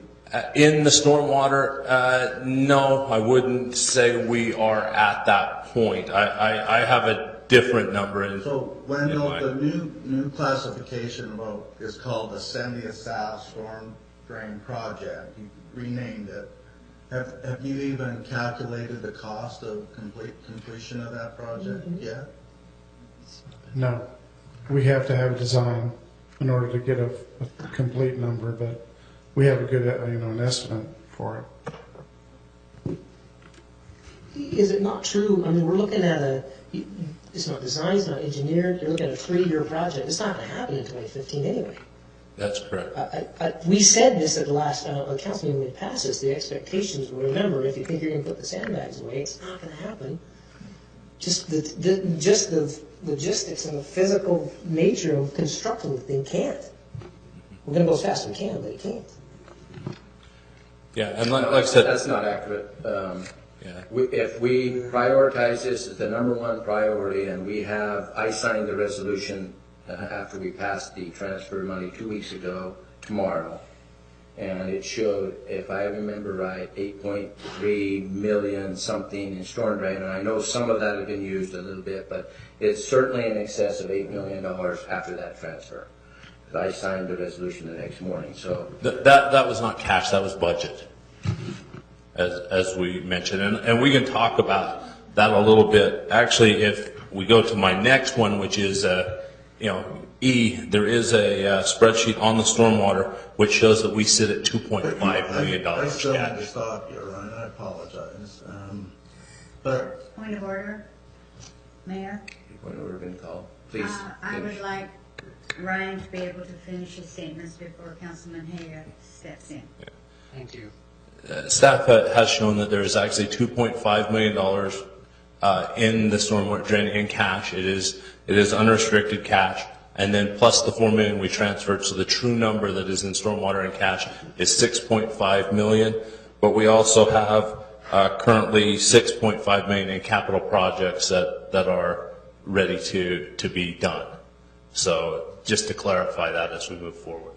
Yeah, but that hasn't been prioritized because we don't have the storm drain master plan. Absolutely. Okay. Just wanted to be clear on that. So it's only 6 point. Yeah, we have about $6.5 million in cash right now. Okay. Yes. Plus whatever comes in impact fees over the next calendar year. Well, yeah, whatever comes in the next calendar year, we'd have. Yes. I stand corrected, and I told you I'd be stand corrected. Corrected me. so, Are you done, Ryan? Yeah, Ryan. Yeah, I'm on that item. Okay. And I apologize to Ryan for doing that.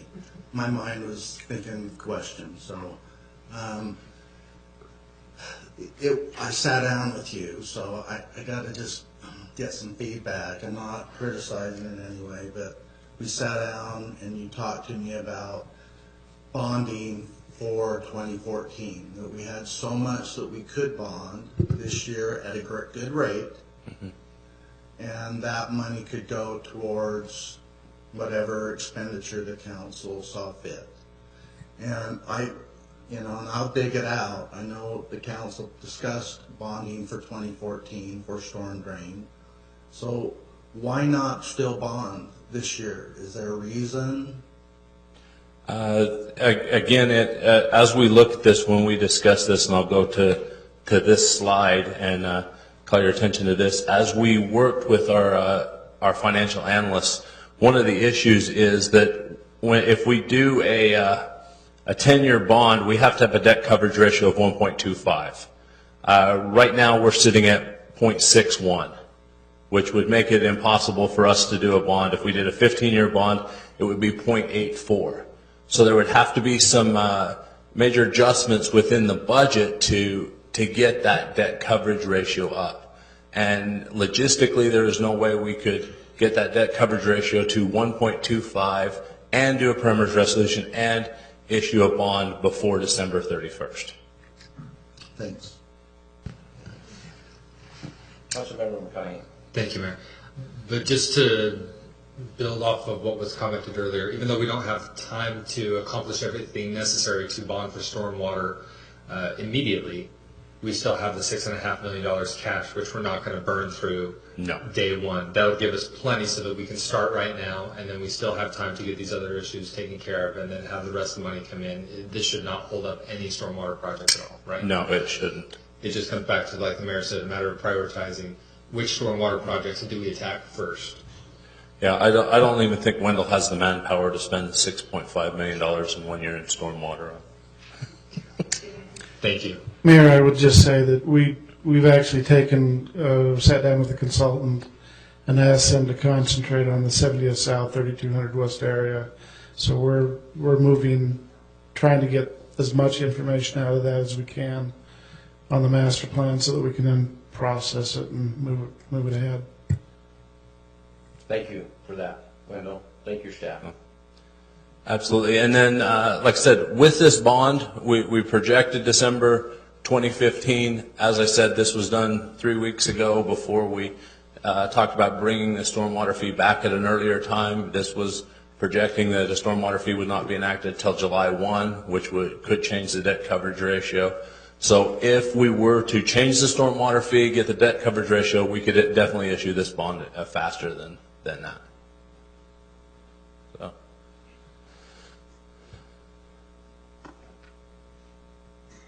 Other questions? Councilmember Southwood. Well, I don't know if it's appropriate at this point or not, but I think it would be to throw out that we direct staff to bring back a parameters resolution for LED lighting in parks at this time. Lighting in parks? Second. Not necessarily a motion. I was just throwing that out as a starting just need direction. There's a starting point, and we can go from there. So LED and parks? In parks and anybody against having the LED in parks placed on, brought back? Okay. Parameters resolution. Yeah, we'll do parameters resolutions on those two bonds then. And like I said, just quickly, we're just looking at the future, of course, with whose water tanks coming in the future. 2017 is where we anticipate. Our safe sidewalks projects, we, of course, want to exhaust every option we have in lobbying with the legislature for money for that before we issue that as a bond, and then looking at other aspects on how to pay for that. So are there any other questions on the bonds? Just a statement. I don't think it's, I believe that we should bond for considerably more than we are bonding for against our sales tax, even to the limit of what we can do at the rate that we have now, and push all of the projects forward that we can at the low interest rate that we have, and that's based on our bond producers' recommendation about where interest rates are going. It's going to cost a lot more in the future. I think we ought to see the limits of our bonding capacity without hurting our bonding rating, and we ought to move whatever projects forward that we can. That's just my statement. So. You have direction. All right, thank you. Item 9C, report and update on the City of West Jordan fiscal year 2014-2015 quarterly report. Hey, Mayor, Right. question? Yes. Just curious, of the remaining items, I think we have 3 of them, right? Don't we have a We have a consent item. consent and a few item? others. Do we have time? How long do we think? Do we want to keep going until 10 o'clock, or do we want I to? actually think we can get these next 3 done in the next 15 minutes. I hope. I will make a motion for a hard stop in 15 minutes. Okay, let's go.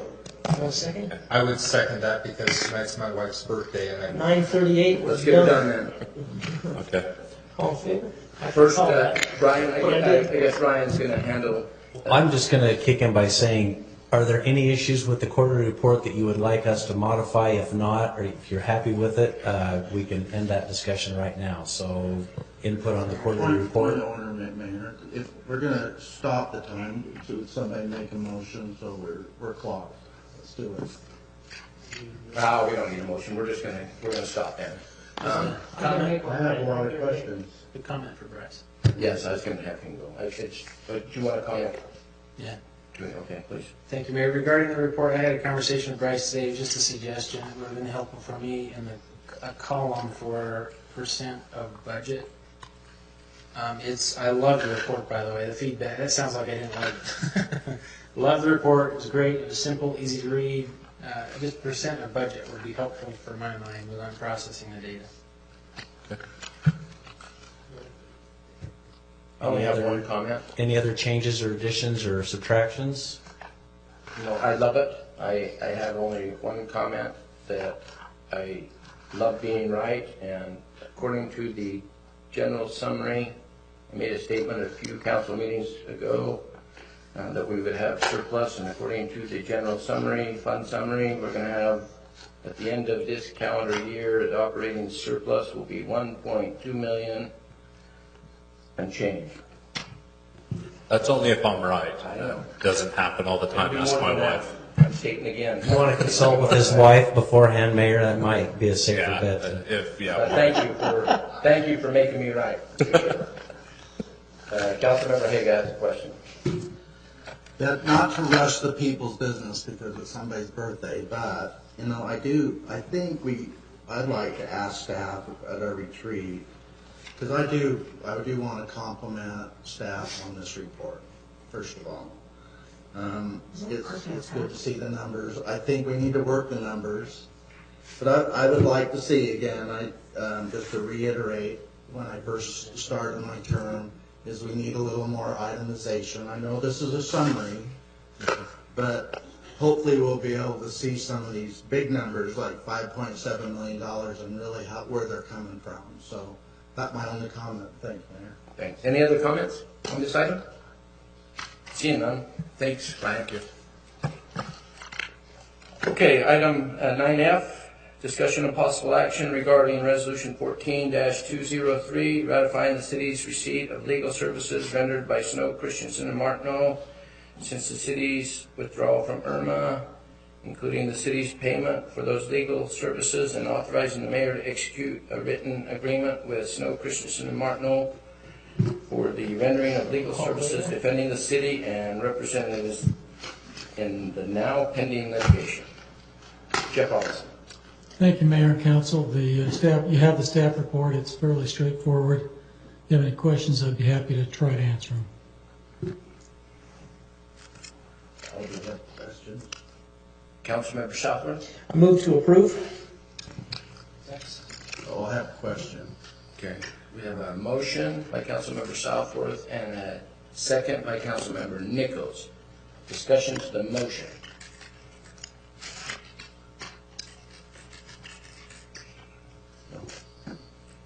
Okay, I will speak against the motion. I don't think at this late time, since 1985, we need a contract now. We'll continue to pay them for the remaining we have, and we'll continue to pay them with the pending litigation. And then we will go out for an RFP and make sure that all law firms that are qualified can compete on the contract that's to be issued in the future. I do need to speak against the motion for one reason, is it's inaccurate, the contract. If you look at the contract, the signature has been made, at least from our vendor or our firm, Martin O'Snow and Christensen, that the city attorney should be the signature, and somebody's altered that and put that in with pencil or pen, I don't know, saying the mayor. So our records are wrong, and I don't know if we want to prove that until we get a good official contract with the right signature. And if it's approved tonight, that only the mayor will sign it. That's the intent of the resolution, that it would be the mayor that would sign it. The draft of the agreement came to us with my name on it, recognizing that the mayor would sign it, not me. We crossed it out on purpose to put the mayor's name in. But if you want to wait until we have one with the mayor's name typed, we can certainly obtain that from Snow, Christensen, and Martineau. I just have one question, not on that.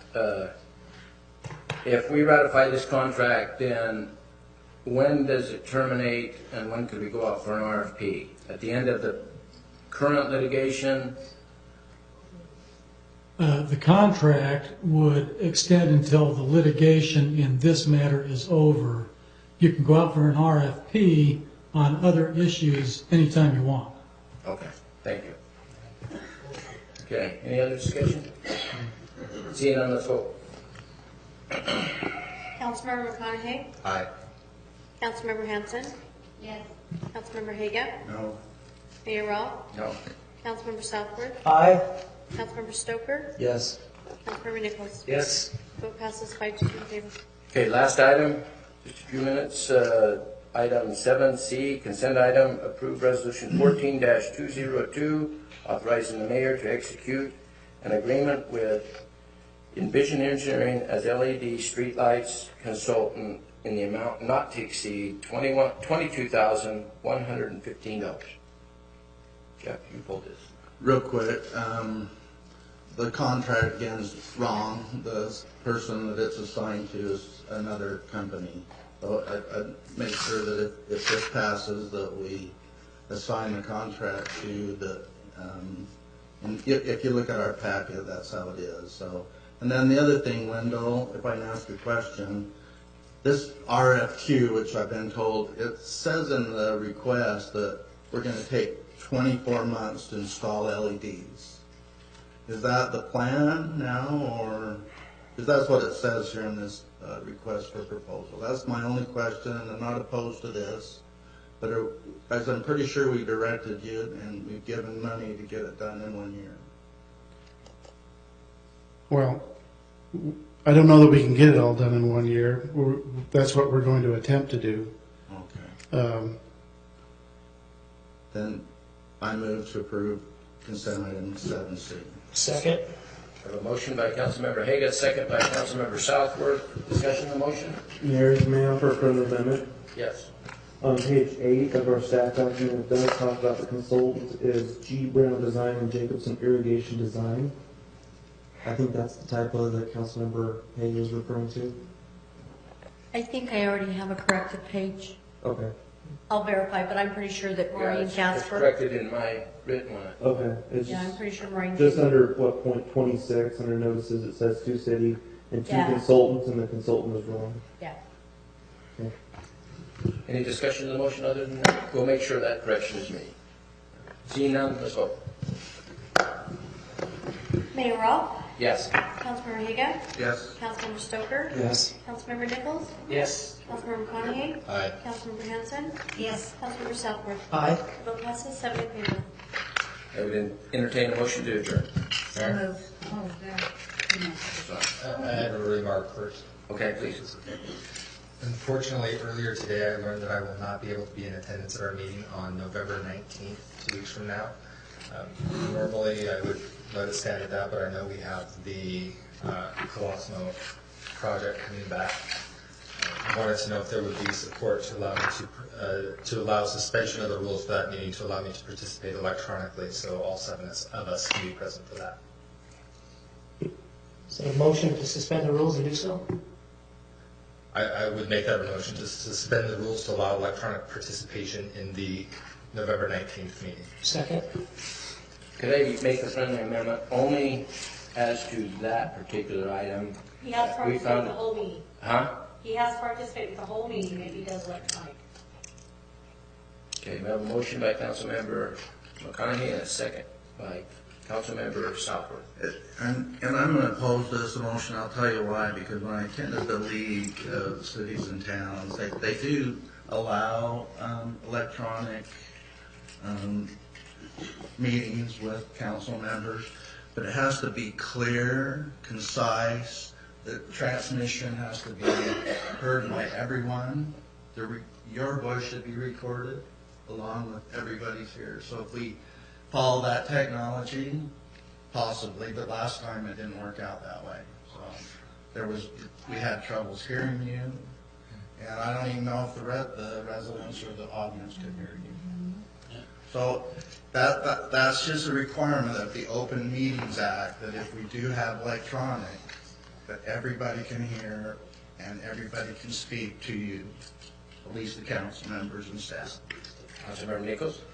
Thank you, Mayor. I'll support the motion. Just a comment for Chris is perhaps, I don't know last time, I did have an issue hearing as well. You didn't come through clear. I don't know if it was maybe you were on a wireless phone or if it was an internet connection, I don't know. But if maybe you could get to a landline, even if the city has to call you so that you're not getting in front of the bill, I would support that. I'm not sure what happened last time. We had actually tried it in advance and everything worked perfectly. No, I believe what happened last time is I had issues hearing as well, but that's because the microphones had been moved on this one, and there was an issue with that, and then with the change, I believe that did something else. No, it was not on my side. It was something here in council chambers. But I'd be more than happy to call in advance, try a trial run. I can get a landline. I can do whatever. I would just hate to have postponed the Colosimo for an opportunity to have all 7 of us here and then not be here again. Fair. Okay. Councilmember Hanson. I would speak in favor of having that motion due to the fact that the last time we were 6 members present and we ended up voting 3 times and it was 3-3. So I think we need all 7 members here on this particular item, or at least present, whether it's audio or whatever. I agree with that. So Jeff, would you, I'm not opposed to this motion really, as long as we do not violate the Open Meetings Act. And that is everybody has access to his voice, and vice versa, we can communicate with him. That's what the league has told us and what I've read. So as long as that's enforced, I think, I would be in favor. We won't know until that night. So. Okay, no other discussion. Let's vote. Councilmember Southworth? Aye. Councilmember McConaughey? Aye. Councilmember Hanson? Yes. Councilmember Stoker? Yes. Councilmember Haga? Yes. Councilmember Nichols? Yes. Mayor Robb? Yes. Vote passes 7 in favor. Move to adjourn? Second. All in favor? Aye. We're adjourned. I think you guys made it right.